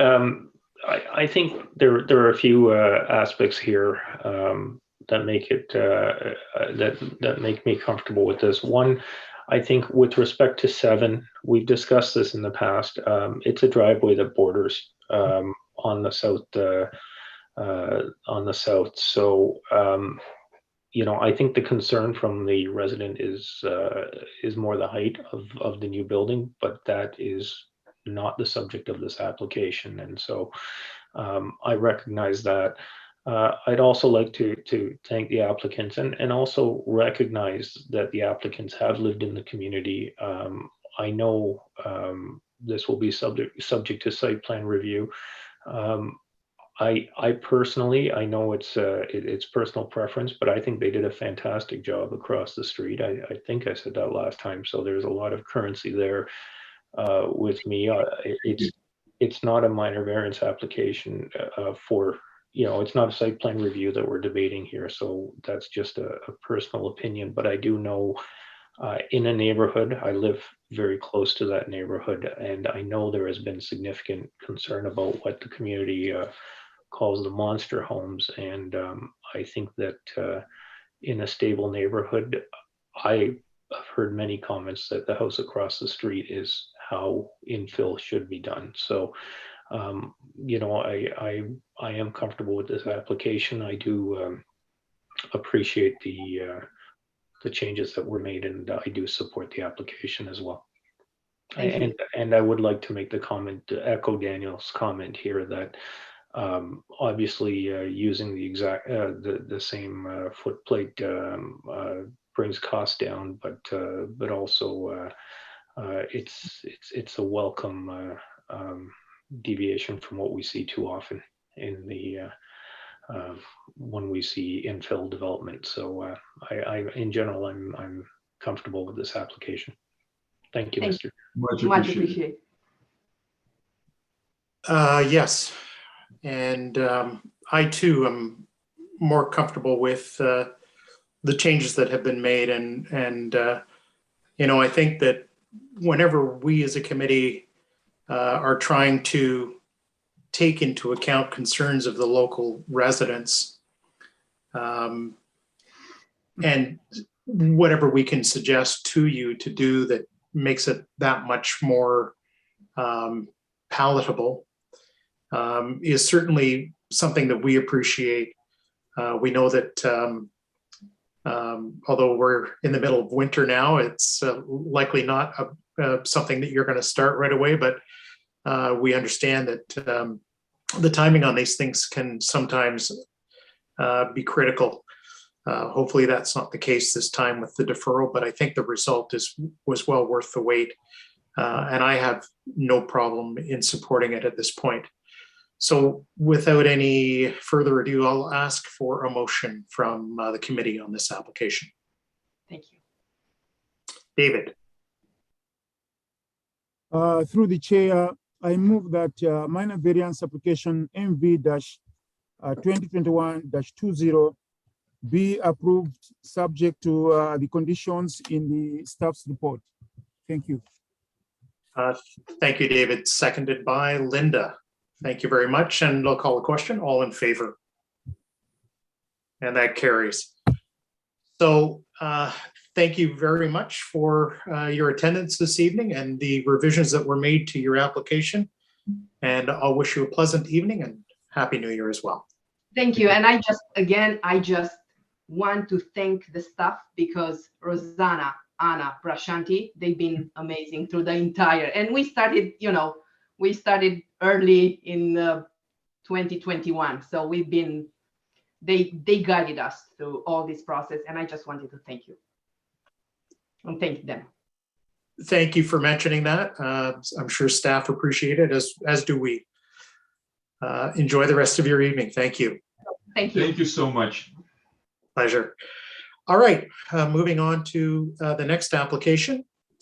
This is minor variance MV 2021-21. This is for 26 Steeplechase Avenue. Lurelio is the applicant. Pardon me. This application, the owner applicant is requesting relief from the requirements of the town's comprehensive zoning bylaw 6000-17 as amended to construct a single detached dwelling, pardon me, a cabana, a shed, and a swimming pool on the subject lands. The following relief is being requested.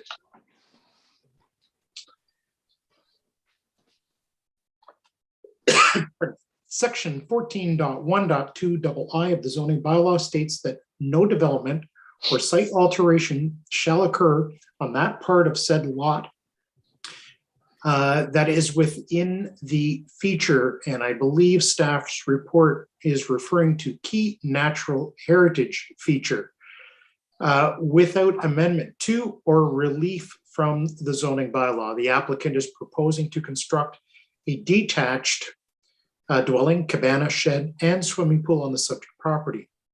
Section 14.1.3I of the zoning bylaw states that no development or site alteration shall occur on that part of said lot that contains a minimum vegetation protection zone without amendment to or relief from the zoning bylaw. The applicant is proposing to construct a detached dwelling, cabana, shed, and pool on the subject property. And third, or C, section 14.1.4I of the zoning bylaw states that no development or site alteration shall occur on that portion of said lot that contains a significant woodland without amendment to or relief from the zoning bylaw. The applicant is proposing to construct a detached dwelling, cabana, shed, and swimming pool on the subject property. Planning comments. Variance meeting the general intent of the official plan. And upon review of the application and the supporting NEH staff and the LSRCA are of the opinion that the development proposal will not adversely affect the ecological integrity of the KNHFs on the subject property, subject to the implementation of mitigation measures as outlined in the NHE, which are listed in the following sections of the report.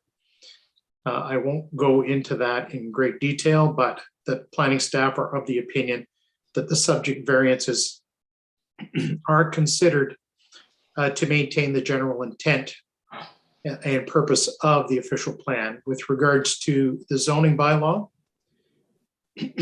planning staff recommend that the owner enter into a memorandum of understanding with the town.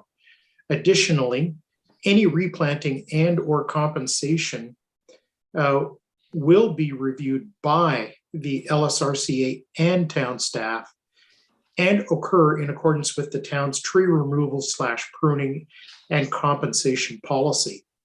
Planning staff are of the opinion that the subject variances are considered to maintain the general intent of the zoning bylaw. With regards to the variances being considered for appropriate development and use of the land, Planning staff are of the opinion that the variances are desirable and appropriate development of the land. With regards to the variances being minor in nature, with the comments and conditions provided by the commenting departments and agencies, planning staff are satisfied that the variances being requested are minor in nature.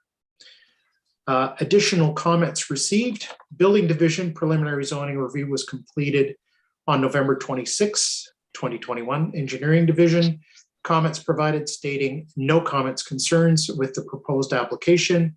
Operational Services Parks comments provided dated September the 2nd, 2021 and reconfirmed on December the 14th, 2021, stating that there are trees situated on the subject property that will require removal and will be impacted by excavation or disturbance due to demolition and construction.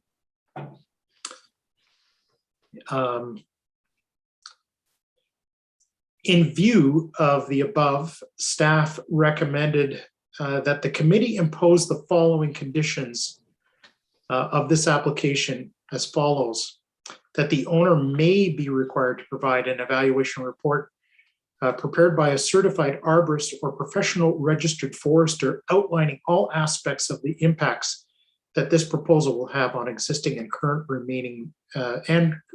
and remaining vegetation.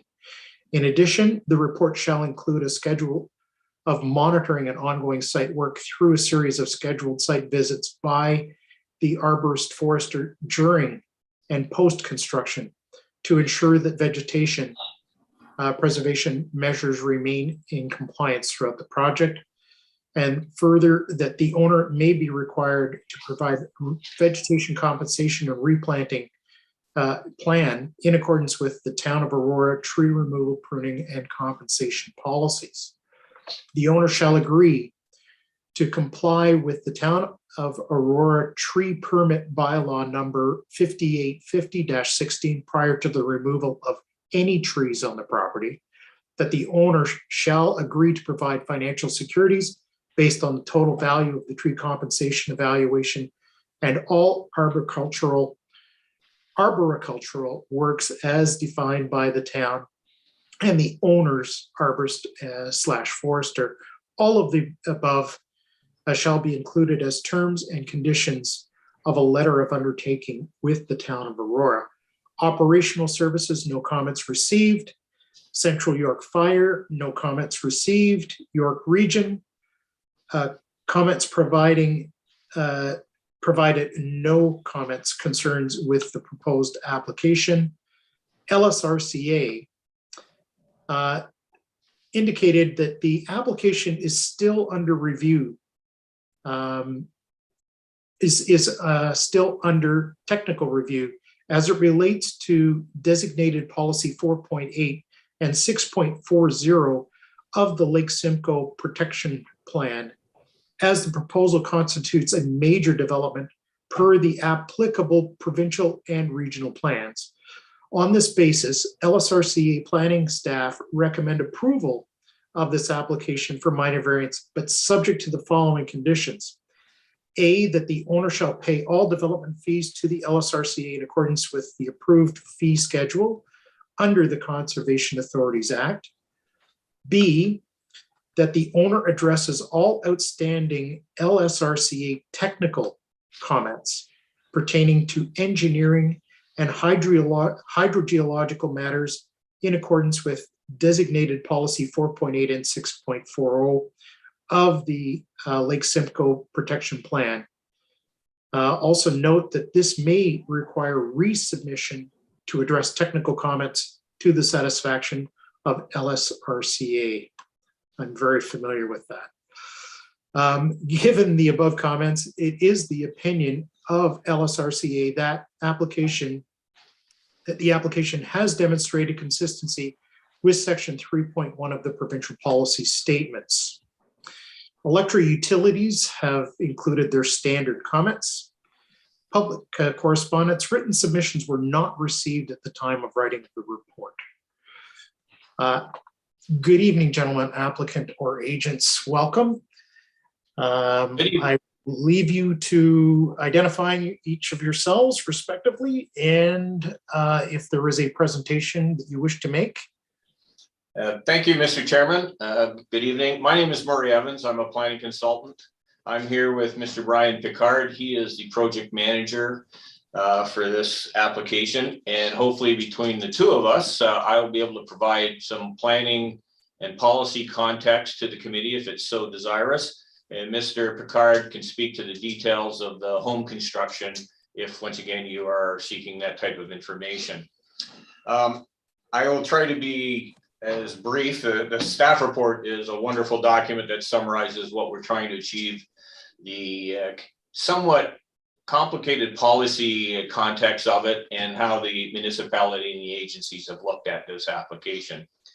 As you are aware, and as you are, I guess I'll start off, as you're aware, planning staff have reviewed it and believe it is of meets the 4 tests and is appropriate for the committee's approval and recommend such.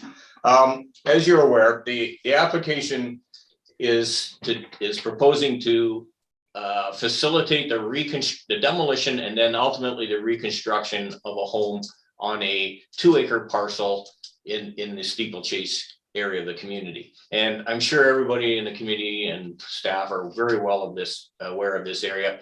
It is a very large lot community with large homes of a variety of styles and shapes and types, and is within the Oak Ridges Moraine Conservation Plan area. And that's a fundamental basis for the reasons for the variances which are before the committee tonight. There is an interest by the owner to demolish and rebuild a modern day home. The home on the site is somewhat dated. I believe it's approaching 50 years old in age. And there's some realignment and reconfiguration of the home site. And that's what's driving effectively the variances.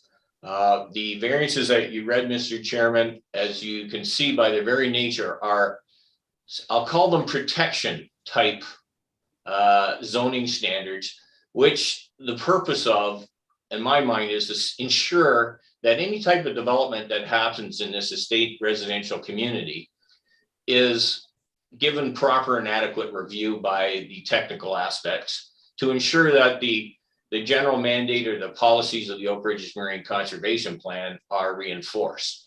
And as you can see, there are no standards here. It's just you need to have this reviewed by the people that are, I guess, asked to ensure that appropriate development takes place in the moraine. The application before you does not ask for any variances from any of the building standards. So the proposal before you meets all of the zoning standards as we typically would see them being front yard, rear yard, side yard coverages or heights. We are not asking for any relief in that. These are just simply mechanisms to ensure that documentation is properly provided to the review agencies. And in this case, there is many materials submitted in conjunction with this application, namely an ecological assessment to study the context of the particular property before you tonight. There were and as you mentioned, Mr. Chairman, that some of the technical work has not been completed by the Conservation Authority, because one of the criteria in the Act is if it's major development, you are required to do a stormwater management report.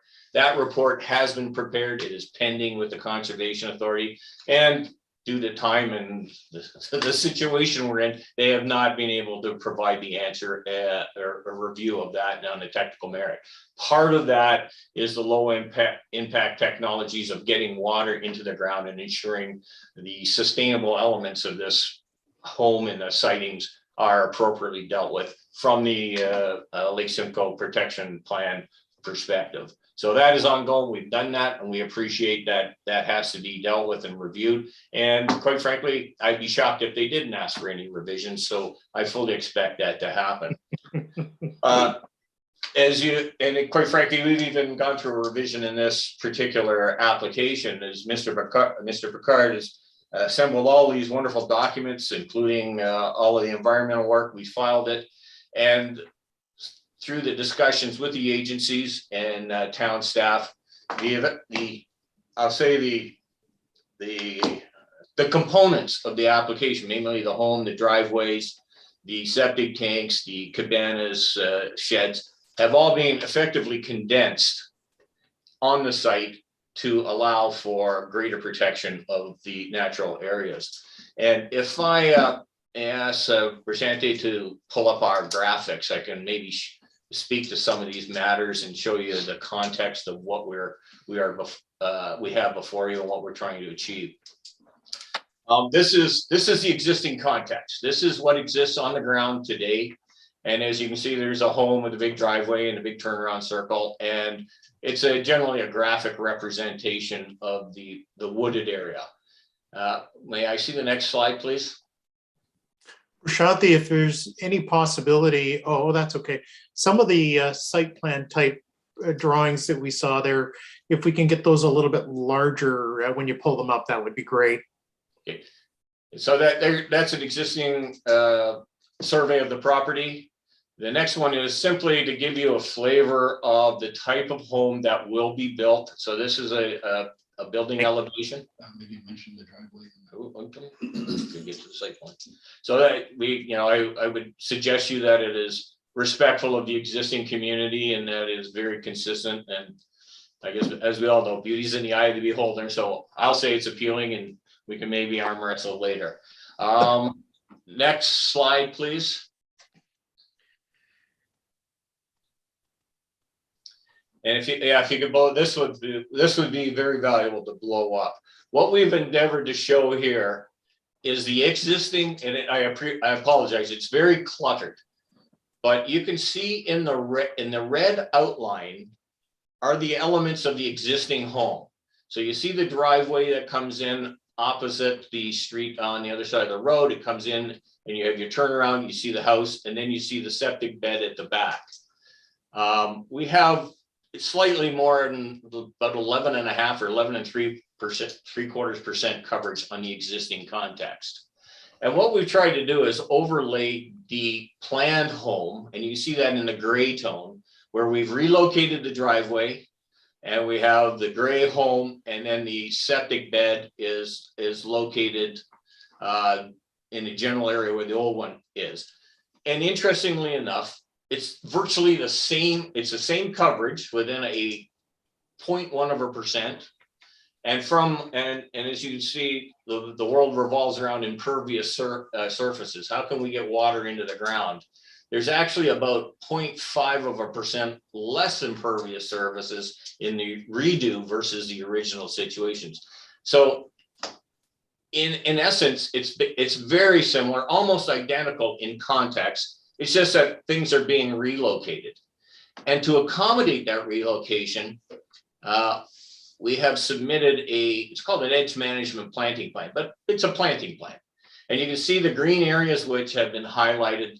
These are areas that are disturbed now. I'll be very polite and say they're disturbed. They're occupied by building, backyards, recreational uses, driveways. And these will all be replanted and reinstated into a natural state. So where we are causing more of a disturbance because of the new home, we are going back and rehabilitating what will be demolished and replaced or removed and replanted to that. And as you're aware, reading the staff report, there will be tree removal on this property. And part of this edge management plan is the replanting of of trees and shrubs to compensate and replace what is being removed. My number you have in your staff report is the edge management plan. And if you just add the trees and the shrubs, there will be 673 trees and shrubs replaced in this planting plan. And as you are aware, Mr. Chairman, in the conditions of approval, both the municipality and the conservation authority are obliging us to further that work and discussion with them and provide that planting plan, and where we will plant to what the municipality's needs and wishes are in conjunction with the conservation authority. And if we don't get back to what the municipality's tree planting bylaw requires us to get to, a cash payment will be provided to the municipalities to allow for planting in other locations that the municipality sees fit. So while there is an incursion and a disturbance, we are trying to replicate what exists. We're trying to repair what has been already disturbed, and we'll bring that back into a natural state. And I guess through that, the question is that a reasonable or appropriate approach? Our experts, we've hired an ecologist. They've done a report. As you've read in the staff report, that has been reviewed by both your Parks Department and also the Conservation Authority, and they have found it acceptable. And so the experts are of the opinion that this is appropriate for, if I can also reiterate, that this is in the state residential subdivision. It is in the settlement area of the Oak Ridges Marine. Homes are anticipated here. It's expected that there will be homes here, but it's also expected that whatever gets built here will be done so in an appropriate manner. And the experts, including the staff of the authority and staff of your own municipality, have deemed that it's appropriate. And that gets back to my original comments that this is a somewhat of a protective zoning standard that requires review. So these documents have been reviewed, and both the agencies and the municipalities have found it very acceptable. If I can just offer a few more comments and I'll get out of your hair. We know that the Area Ratepayers Association has reviewed the documents at the municipality. I'm going to go out on the limb and say the fact that there are no delegations tonight would seem that the documentation seems to be acceptable to the Residents Association. We do not have any other delegations that I know of tonight, so I will again go out on that same limb. Hopefully it doesn't get cut off behind me. And that it seems to be an acceptable form of rebuilding for this community. We understand the conditions, we accept them, and we believe this will be an appropriate development in this area, and it'll be a responsible form. I will turn it over to Mr. Picard, who, if you have any questions about the built form, the process that's undergone, Mr. Picard can take care of that. Other than that, I'll be pleased to answer any questions that you may have. Thank you very much, Mr. Evans. Appreciate that. And thank you for the presentation. Mr. Picard, I'll leave it to you then to rebut your colleagues' comments about architectural comments on your architecture, but my comments will be short and sweet. We hired a local architect to come up with a project that the owners of this property are very anxious to build a home that suits the neighborhood, the forested setting. The reason for the planting shed in the rear yard is that the owner is a green thumb and loves her plants and her gardens, and so this is an appropriate site for them. They live within about a half a kilometer of this property and have for over 20 years, and they're simply looking forward to move into this location. Terrific, thank you. I do not believe there are any delegations this evening. So I will, I was going to ask right off the top, and I should have, and I think I heard you mention that you don't have any comments or questions on the conditions of approval for the application. Am I correct on that? Thank you, Mr. Chair. No, we're accepting of the conditions. Okay, wonderful. All right, I'll turn it over to my colleagues if there are any comments or questions from members of the committee. And Prashanti, unfortunately, I am not seeing anybody on my screen other than the applicant, so I cannot see hands at this point. Why don't I just do it this way? Stephen, any comments or questions to the applicant? Thank you, through you, Mr. Chair. Yes, I have a few. I'll start with some general comments. First of all, thank you for the presentation. Thank you for the natural heritage evaluation. You know, I do have some experience in my background here dealing with similar types of applications in my community, and I have been quite active in them. I will state that I think in the natural heritage evaluation, they make some good points, that this is already quite significantly fragmented, significant woodlot. I did walk the site. I did note that there is a comment. Let me just find it here. In the end of the natural heritage evaluation.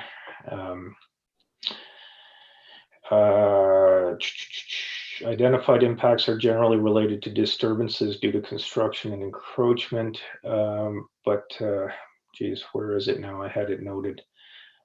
The proposed development is generally located within the existing residential area, with woodland intrusion limited primarily to the red pine plantation, which is of lower value ecologically and as wildlife habitat. So that to me struck a chord, and I did notice it on the site that it's not endangered species habitat. It's I'll call it lower value woodland for wildlife. So I think this makes it different than some of the past applications that this committee has seen. So I think the points are well made there. With that having been said, I do have a few concerns and some questions that I'll pose in a moment. And then the one thing that I will say that I do take a little bit of exception to is I do agree that these are protection variances. I strongly disagree that there are no standards here that we need to apply. I don't know if that was meant or taken out of context, but I think the standards here are that there is no adverse impact to the ecological integrity of a key natural heritage feature. And I would submit that, we have to take that into account when we look at the removal of 168 trees, right? And I think that one of the challenges that I have with a lot of these applications is we take a look at the tree removal that is proposed. We don't question if that's an appropriate amount of tree removal. We just look at how we mitigate that. And it's in that context that I'm going to ask a few questions. And I will also note, I think you raise a very valid point. We have some very strong ratepayers association when it comes to maintaining ecologically sensitive lands in Aurora. And I think it's very telling that they're not here tonight in opposition. So all of this in general makes me supportive of this application. And as I said, I did walk the site. I also note that you are using the existing footprint to a very large extent with only a slight orientation. So that also is very important to me here. So all of those points I think are very valid. The one thing that I would ask, and Prashanti, let me see if I can find the document. There is one, it's actually the document that shows the tree removal, and it has green lines around the trees that will be maintained, and then it has red lettering with the trees that will be removed, and it does have that overlay of the previous or the existing building and the proposed structure. And I do have a few questions there. If we could bring that up, Prashanti, I'll try and find the actual page number in the staff report. Sorry, Steve, just to confirm, you're looking for the drawing in the staff report? It's in the staff report. It's actually the larger drawing. I don't think it's color in the staff report, but I think in one of the circulated documents it is. It's but that's fine. It's the one that shows the proposed structure. It's the edge report. The edge report, yeah. Through the chair, that's also in my graphic, so it should hopefully that's. It was the overlay diagram, although in one of the circulated packages it did have the green in terms of the trees that were being maintained in the red. But the overlay diagram is fine for my questions. Was it this one? It's rotated. I just. No, it wasn't. But maybe perhaps if we could just show the overlay document, the larger one, where it shows the proposed structure overlaying. the one that was brought up earlier. And while we're bringing that up, I'll ask my question. My earlier point was, I think we have to look at the proposal in terms of not just how are we mitigating tree removal, but are we limiting the adverse impacts to a key natural heritage feature to the extent possible?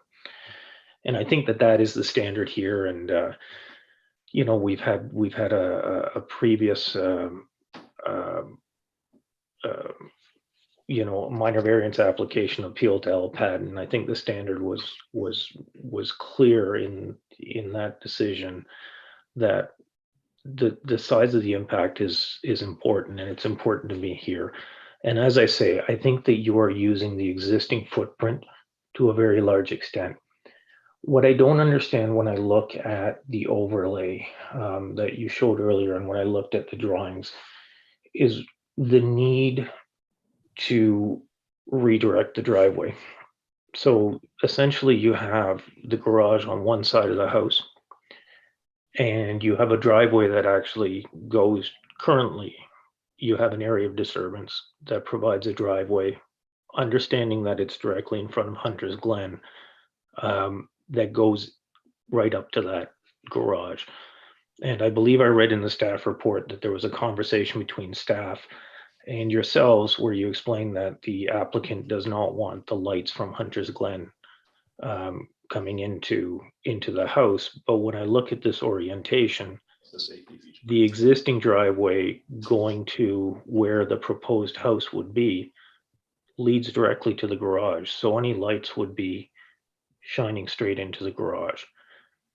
So my point here is, when I look at the area of disturbance for the new driveway, by my count, there was between 20 or 30 additional trees that would need to be removed to accommodate a driveway on the far side of the property.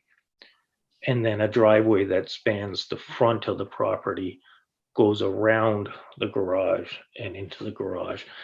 So my concern here is that I don't think we're limiting the tree removal in a key natural heritage feature to the greatest extent possible. And I'll sort of open that up to comments. I think, you know, the overlay that you showed earlier clearly shows the portion of trees that needs to be removed to accommodate a driveway that snakes through essentially the entire property. So if I can, Prashanthi, it was in the presentation that Mr. Evans was making. If you can go back to the presentation slide. I have the presentation slides up. So I have, do you guys see my screen?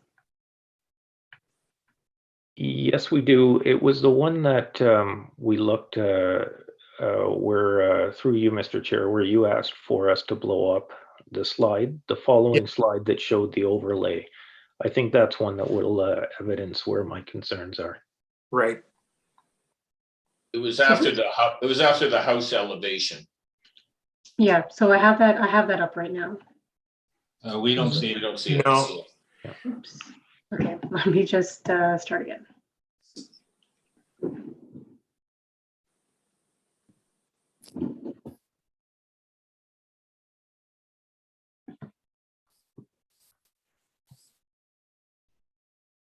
Yes, thank you, Prashanthi, Yep. and through you, Mr. Chair. So Beautiful.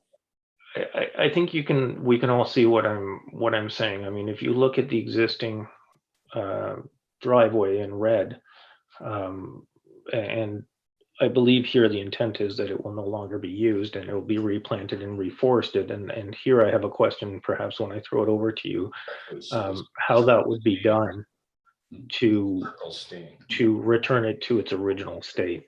So that would be my first question based on your comments. But and then the second piece I would say is, why the necessity? What's the necessity here to start the driveway on the far end? I understand that it's to not have the light from Hunter's Glen shining into the house, but as I'm seeing here, that opening there of the existing driveway, if I'm reading this diagram correctly, would essentially lead to the garage, directly into the garage. Through the chair, yes, as I just want a couple of things through the member D'Angeli. Yes, when I said standards, I was being very specific in that 1 meter, 2 meters, 6 meters, 9 meters.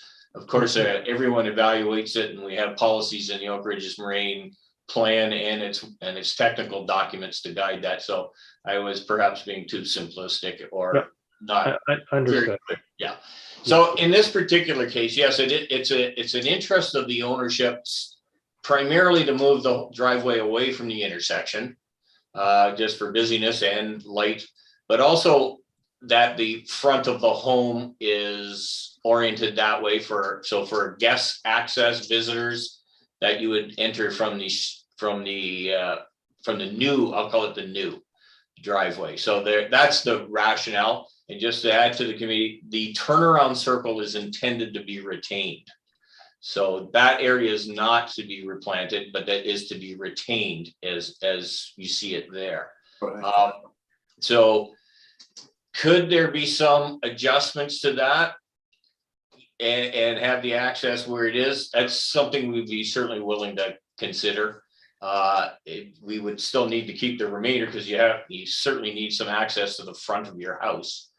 So we could certainly look at that, and maybe if the committee sees fit that it believes that this has merit, that a rider to any approval could be attached, that staff consider the review of the access to the site with the interest of retaining or protecting more additional trees. So that way there's some flexibility. We might be able to keep it in its out location, but shall I say, change the geometry of it so there's less of an impact.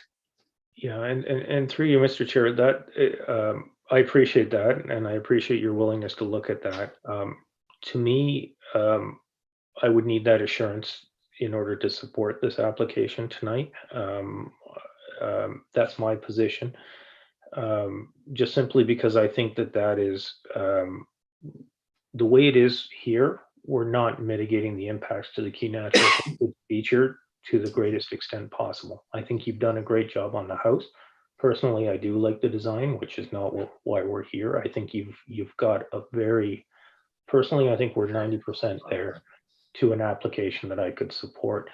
I would like to see this driveway looks excessive to me in terms of tree removal. That would be my point.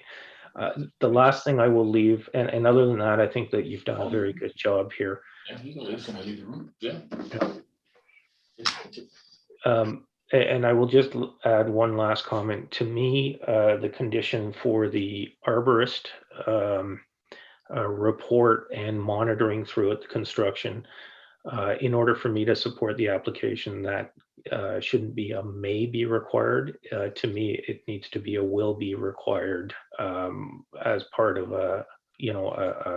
an application that has tree removal and is within a key natural heritage feature and or MCP and provincially protected lands. So to me, that's the second condition I would have to be comfortable with this. If I could respond, Mr. Chairman. Yes, please. When agencies say may to me, I assume that's going to happen. So I'm quite content to say it will happen or shall rather than may. Thank you. I through you, Mr. Chair, I'd like to say thank you. I think this is those are my comments, and I appreciate your willingness to consider them. So those would be my criteria for support of this application. Thank you, Stephen. Question to staff, just real quick. There's no reference in the staff report to site plan application. Would that not be required in this particular case to staff?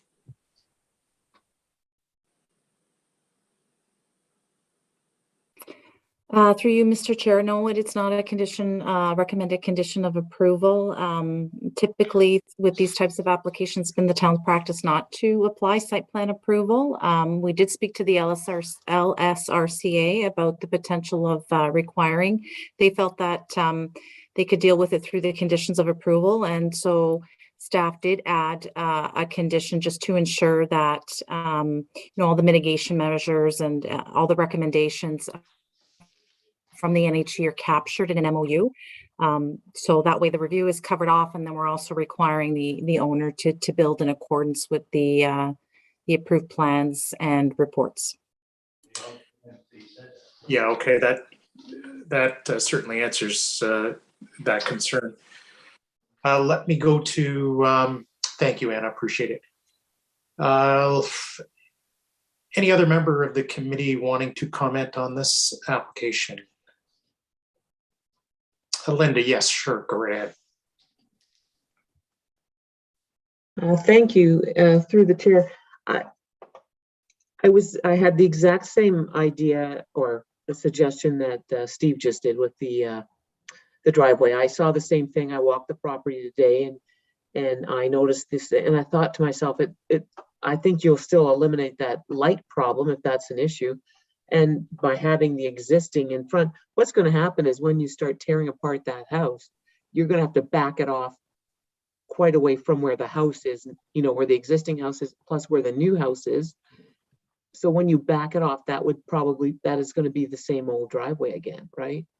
So it's already, there's no trees there right now. That was the one thing that I thought about that. If you just kept it where it was, hopefully they might do that. That'd be nice. I also had a lot of trouble with the tree removal. Once again, what you said, they have to make sure that they're constantly being watched and monitored of what's happening there. I have a lot of trouble with 168 trees being taken down. I noticed that they were all numbered. I looked at all the numbers to wonder which ones were the ones, with little ribbons and everything. And that's still a massive amount of trees. Those trees can't be removed and replanted. They can't be transplanted. Maybe shrubs can or something, but not those other trees, not all the big trees. They're going to be cut down, and that's the end of it. And I read that they should keep the stumps in and that, whatever. They're gone. They're not going to be back. I have a problem with that. I did appreciate the fact that they said that they would be replanting 1,673 trees and shrubs would be replaced. And if they did not do that, though, the comment that I heard from Mr. Evans was that if they don't, they will have to pay a fine or replant them elsewhere. The fine part really bothers me as well. I'm not into fines for things. People cut trees down and say, oh, how much was that? 5,000. If you're going to buy this property, build this home, a fine isn't going to stop you from tearing anything down, any tree down at all, because it's just an expense to you. So I have trouble with that as well. If they don't replant, I think they have to replant. I don't think it's an option. Once again, what they were saying, I have trouble with that. Anyway, the other thing was, that's all. It has to do with the removal of the trees, the cash payment, the fines. I'm not happy with any of that at all. I think that's just a way out again to destroy something that doesn't need to be. But that's it. Thank you. Murray, I see your hand up there. You Please, want to comment? Please go ahead. If I may clarify, it's the compensation. It's not a fine, and we're not saying. I will never say to you, we're not going to plant it. We'll just give you $80,000. That is not what I said, and that's not if it came across that way. I certainly apologize. What I'm saying is that typically you will plant at a certain ratio of trees that the municipality and conservation authority will want to be planted. However, sometimes you get enough trees that there's no more value in planting tree 130 to tree 200. There's no value. And I've even had sites where you now are creating an adverse impact because now you're jamming trees in where they will not have any chance of being sustainable. So the municipality will calculate the number of trees that we have to plant. Yeah. And then if we get that, so the game plan is to plant all those trees. However, if they say, look, after 130 trees or 150 trees, you're now creating a unfavorable situation for these trees to be viable, then you pay the remainder of that amount out in cash that the municipality will plant in a river valley or in a park or something. So it's not our intent. It's not a fine, and it's not a loophole or a backdoor way of getting out of planting trees. That is not the intention here. It is to plant what is required to be planted, but under those circumstances where you reach that limit, then a cash payment is paid. So the intention is to clearly plant all the trees that are required and desired by both the authority and the municipality. Okay, and I thank you for that clarification. And I'll reiterate, the homeowners are 100% in support of planting as much as they possibly can. All right. That makes a big difference to my choices and decisions. I hope. Thank you, Linda. Thank you. David? Okay, then you lose. Yes, through the chair, thank you very much. Thank you for the presentation. I think it was a good presentation. I don't want to repeat the other members' comments, especially Steve's, in terms of tree removal and so on, replacement. But I just want to say I'm happy with the measures which will be taken. Especially, I just want to provide some emphasis on the pre, during, and post-construction protection measures, which include, erosion and sediment control measures, the tree preservation measures wherever you can preserve those trees, the compensation of the trees. And just to re-emphasize what Steve said, the goal should not be like, oh, I'm able to compensate so I can cut more trees. But the point is, if there are trees which need to be preserved or can be preserved, they should be preserved. And then those which, out of requirement or necessity, they can be removed, but they will be compensated. I'm happy for providing an explanation to one of my colleagues, Rinda, regarding compensation and the cash in lieu. I know it very well, but it's good that at least you provide more an explanation. Also, I'm happy with the monitoring of the construction works during and also after construction, because sometimes some vegetation die, or some other measures, they start not working well, especially erosion control measures. And also, I'm happy with the low impact development measures, which you're going to be having, including, those infiltration measures to make sure that, runoff doesn't just go downhill. It goes into the ground, it feeds the groundwater, which is, I think, is good thing.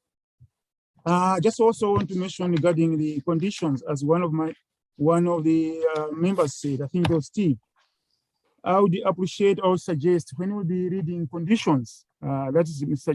Chair, that the conditions, lesson number 3, where we say the owner may be required.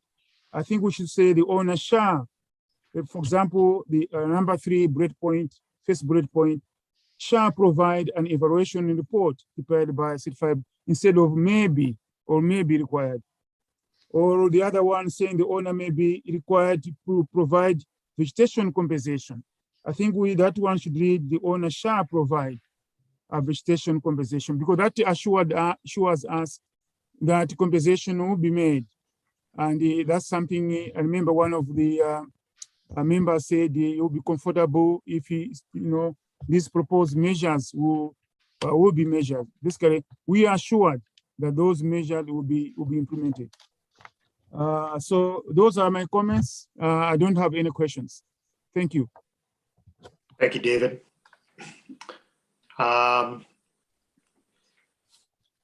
So I think, Mr. Evans, I think, if you're listening to some of these things, that you've already commented on, having no objection to, instead of may, substitute words like shall. I know you're familiar enough with, with how these things do work. Where they say may, it usually means that you'll end up having to do it. But for clarity's sake, I think my colleagues are making a very valid point. Let me go to Daniel. Daniel, any comments or questions on the application? Thank you. Pardon dog barking, I apologize. No problem. Thank you through the chair. So yes, to Mr. Evan, I think just want to say thank you for clarifying two of my concerns in your comments regarding the no regulation and tree values. So I was glad that was resolved by my colleagues' questions. And I do want to echo two items directly from Steve. The first one is I do welcome and appreciate reusing the majority of the pre-cut space when it comes to the home specifically. You do rotate the property, but you maintain pretty much the same footprint. So I do appreciate that. Where my concern grows and also mirrors my colleagues is the driveway. The comment about how it is meant to support lights going into the home doesn't really, and I'm probably wrong, it just doesn't make sense to me because the new driveway makes the lights go back into the home. So it seems to be more of an aesthetic point, which is an acceptable reason to do it. However, my concern there is this being a minimal or an MVPZ area, the amount of additional damage that needs to happen in order to have that. That's where the majority of, if not all of my concerns lie, is in the amount of additional damage in a woodland area. What this will do to that. So I'm fine with the home. I'm fine with the architecture. I find the house actually quite beautiful and welcome the one story with the roof as it's shown. But my concern, and I have seconds to think about it, but my concern remains the amount of damage, for lack of a better term, that needs to be done in order to accommodate that new driveway. So those are my concerns. Thank you very much, Tom. Mr. Chair. So we've got a reoccurring comment, Mr. Evans, that I am also going to echo. And a question for you. I noticed that on the drawings that we have seen in the both in the application and in the staff report, for lack of a better word, the area in front of the garage entrances, there's a rectangular area that looks like it would be considered either interlock stone or some kind of stone as opposed to pavement. And then the new driveway coming up that does a bit of a curl just before the loop. That area looks to be interlock stone or some kind of stone. And then the rest of the driveways in that loop are existing or paved areas. Is there a reason for that? Again, if I can answer your question, Mr. Chairman, two things. The area adjacent to the garage is a parking pad. So yes, it is. But what we have done, and in addition to the driveway for groundwater infiltration measures and the low impact technologies, that area is an impervious pavers. So water comes down, it goes into the ground. As you can see, there's very limited vegetation area. So that's just an amenity asked for by the owner. As far as the remainder of the site, keeping the driveway and the turnaround, it's simply because that's the front of the house. So at some point, whether we're discussing right now where the driveway actually is at the end of the day, visitors need to be able to come over and generally park somewhere near the front door. So that, and it's, as we saying, it's already disturbed, it's there, so it's just proposed to be retained. So why wouldn't that area then be receiving the same kind of impervious paver? It exists. No, I know. So why is, yeah. So you're trying to manage the stormwater in the parking pad, and you're managing stormwater on the proposed new driveway. Why wouldn't you carry that right through? And, you know, take the blacktop out and improve your absorption of rainwater, of stormwater. Well, okay, if I could just respond, I guess it's a matter of what's existing, so I guess why. And if I may also just add, right now we're at 11% of pervious surfaces. Right. So of the 100%, only 11% is non-drainable area. So would that get us to, we'd now be at 7%? Would it be an improvement? Clearly it would. It'd be a folly for me to say that it wouldn't be an improvement. But quite frankly, it then becomes a cost and a need that doesn't, I know, it is an equivalent improvement. Yes, you are improving it, but now you're digging up an existing driveway for the sake of digging it up to put impervious pavers down to get I'll say a nominal or marginal improvement. So it's just it's a matter of economics and practicality. So there's, if I would suggest to you that if we were desperately short or desperately over pervious areas, then we would be doing that. Right. No, it just seems odd to me when I look at it, that you've got, it just doesn't seem to, blend well, if you will. And that's just me being, I don't know. I like to see things like that. If you're gonna do it all, or or don't do it at all. But anyway, I agree. I think that I think you've done a very good job of mitigating changes to the footprint in terms of its location. I thought you did a very good job there. I think that the placement of the other structures on the property, I think, works very well. I like the fact that the septic system is basically staying in the same place as well. That to me, it seems to me obviously makes sense where it is. So why change it? And the rationale, for relocating that driveway entrance, I share the comments of my colleagues there. I would just as soon see you leave the existing driveway for the sake of, the fact that, you've got vehicles, coming out onto Steeplechase Road there, but the headlights are actually going to be shining into the new side of the garage, if you will. And as far as the question of maybe offsetting the driveway entrance away from the oncoming road there, so that traffic doesn't get confused, would make some sense to me, so that someone pulling out of the driveway knows that they've got to yield to cars on either street. Would be something that the homeowner would certainly be aware of, but maybe not the motorists on Steeplechase and adjoining road. I'm with the changes that I think that my colleagues are suggesting we make, which are minor in nature. I would certainly be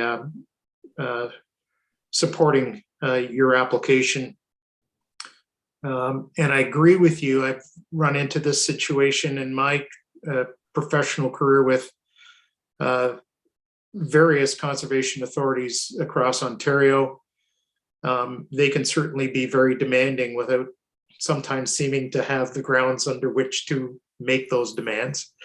They can be very challenging at times, but I think you've done your homework on this application, and the fact that there are some technical issues that are ongoing and need to be addressed down the road.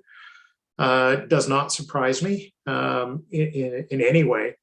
And so on the basis that I think those concerns have been addressed, I'm certainly prepared to support the application, provided we get some of those minor changes in the wording in the conditions. So I think you have addressed my comments on the driveways and the loop and what have you. So I'll look to members of the committee then for a motion on the application for us. Stephen, yes. Through you, Mr. Chair, just a question. If we'd like to, I think we've made quite a few comments on the current placement of the driveway. And I'm wondering if we can throw it back to the applicant's representative to maybe have an opportunity to speak. I know there was the suggestion that we could leave it up to them to work with staff to see if potentially the driveway or some additional trees could be saved. As I stated, I'm not prepared to support it based on that. I would need, in order to support it, I would need some committed changes this evening. That's my position, and I'm stating it clearly, but I just wanted to see if perhaps the applicant's agent would like to address any of the comments, or if they would like the application to stand. Thank you through the chair to the committee. I know our client is deeply committed to the driveway shown, but also deeply committed to securing an approval that will allow them to build the house of their dreams. Given what I've heard, and Mr. Picard was out working the phones while committee was speaking, and if that is the wish of the committee, in order to secure an approval tonight, then we would acquiesce to relieving the driveway in the present access location as it enters on a Steeplechase Avenue. And I'm being a little coy with the wording there, and that's intentionally in the sense that we would like to have the remainder of the driveway in the front of the house and the turnaround to remain, because that's essential for the house to be viable. So if that's acceptable to the committee, then my client is prepared to relocate that driveway. Thank you very much, and I appreciate you working the phones. I'm glad that you were both on hand then to do that. Can I? Through the chair, I don't know if you can see, Steve has had his hand up. Yeah, I have, and I sorry. wanted to you, Daniel. I noticed that when we were talking about it, you were nodding your head in the affirmative, and can I just assume that from that nod you would like something in the conditions then to reflect what Steve was saying? Is that 100%? I'm in the same position, and my vote will go pretty much the same way as Steve has indicated his. Okay. Linda, I thought I saw you. I just want to see just almost a consensus here, because it is a bit of a stumbling block that I've heard from all of us. Yes, that's what you do, Seth.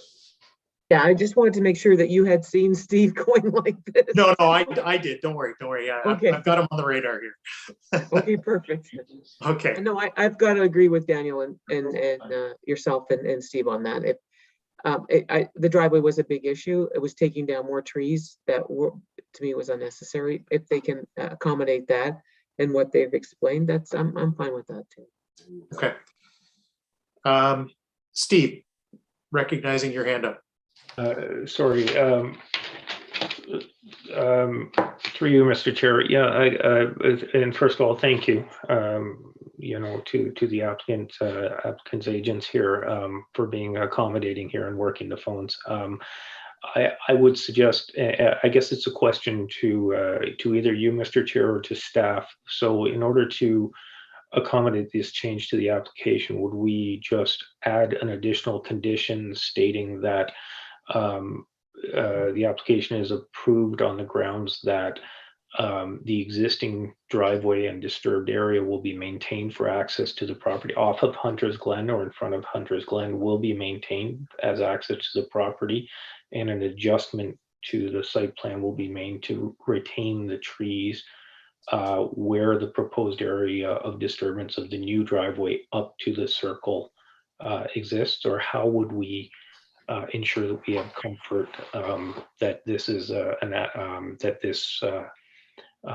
compromise that the agent is accepting is reflected in our application or our motion? So I'll let staff answer that. I see it, Anna, as a separate addition to the conditions. Yes, through you, Mr. Chair, there's really two ways we can do it. If we were to add a condition like that, we just have to be mindful of condition number 1, I believe, which ties the variance. I mean, it says in substantial conformity to, or does it not say that? I'm not sure if that's on that, if we included that condition for this one. But if there is a condition, I don't have them in front of me, but if we do have a condition that speaks to that, we just have to be mindful. We might need to amend that because you know, we're altering the plan. I wouldn't say it's still in substantial conformity, but to be very clear, we'd probably want to remove that condition and add a condition that, as Steve mentioned, we'd have to be very clear on the language. And what we could do is, what I would suggest is we could send some draft wording to the committee to review before we issue the final decision with that added condition, just so everybody's satisfied moving forward.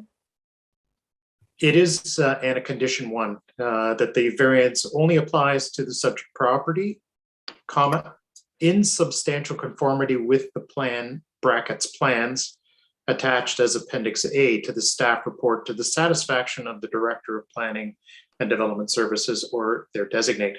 So I think we understand that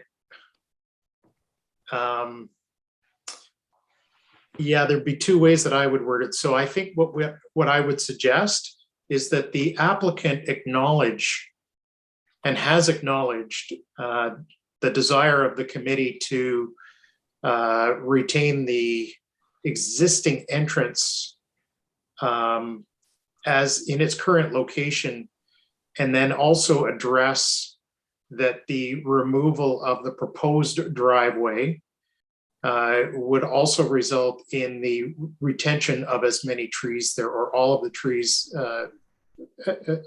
within that area as part of our approval. I'll just go to then, Murray, are you okay with us approving it conditionally, but that the wording of the appendix with the conditions of approval, particularly number 1, which I just read, would be revised? Through the chair, that's completely acceptable, and I support that, because if we can get it done straight and that we all accept it, might save some confusion down the road. And staff are very good. I've worked with staff a lot, so I have no doubt that it'll be done properly. So okay. I'm completely accepting of that. All right. So our motion then would be to Stephen, if you are bringing something forward, that it would be to approve it, subject to a revision to the conditions as to condition 1. We'll put it all in condition 1. The remainder of the conditions would remain the same, with the addition of where it says may, we will change that to shall. Okay. And I think we're all okay with that. If I'm looking at heads shaking here. Okay. All right. So are you okay then, Steve, to bring a motion forward on that basis? Sure. Thank you, Mr. Chair. I am, although I'm experiencing technical difficulties here, but I'll do my best here with some help from the committee members. So through you, Mr. Chair, I move that with respect to minor variance application 2021-21 26 Steeplechase Avenue, that we approve the minor variance application before us tonight with this, according to the conditions outlined in the staff report, subject to the following modifications to the conditions. And that would be that condition 1 will be modified with text circulated at a future date to be reviewed by the committee members and the applicant, I would assume, given that the applicant is accepting of conditions that they have not seen at this point in time. So I think that that's important. And then I would say, and I apologize here, I've lost the conditions page on my screen, but Okay, but Steve, it's condition number 3. Condition number 3 is the arborist one. It's condition number 3, which states that the owner shall be required to provide evaluation report prepared by a certified arborist. Thank you. Thank you, Mr. Chair. So that we would change in that condition number 3, the word may to shall. And those are my proposed conditions. And I will at this point return it back to you, Mr. Chair, to see if I don't know if David has any other friendly amendments to suggest, because I know he was saying shall for some other ones, and I am comfortable with these conditions as I'm proposing, but I through you, Mr. Chair, throw it out to the committee members for other friendly amendments. So, and I believe, David, you had mentioned that the other one, it's, I think, the third bullet down, that the owner So, be required to provide a vegetation shall. Yeah. In So that the way bullet? Steve has read that in condition 3, that's okay, because those bullet points, they are within condition 3. So the way Steve has worded, saying in condition 3, where the word may should be replaced by shall, it covers those 2 bullet points. Oh, it covers them both. Okay. Yeah. So I think we're clear. All in favor? I'll look to the committee then for a seconder on that motion. Daniel, thank you very much. And let's vote on that. All in favor of the motion as presented? Unanimous. And that carries unanimously. Thank you very much. Thank you, Mr. Chairman. Thank you, Mr. Chairman.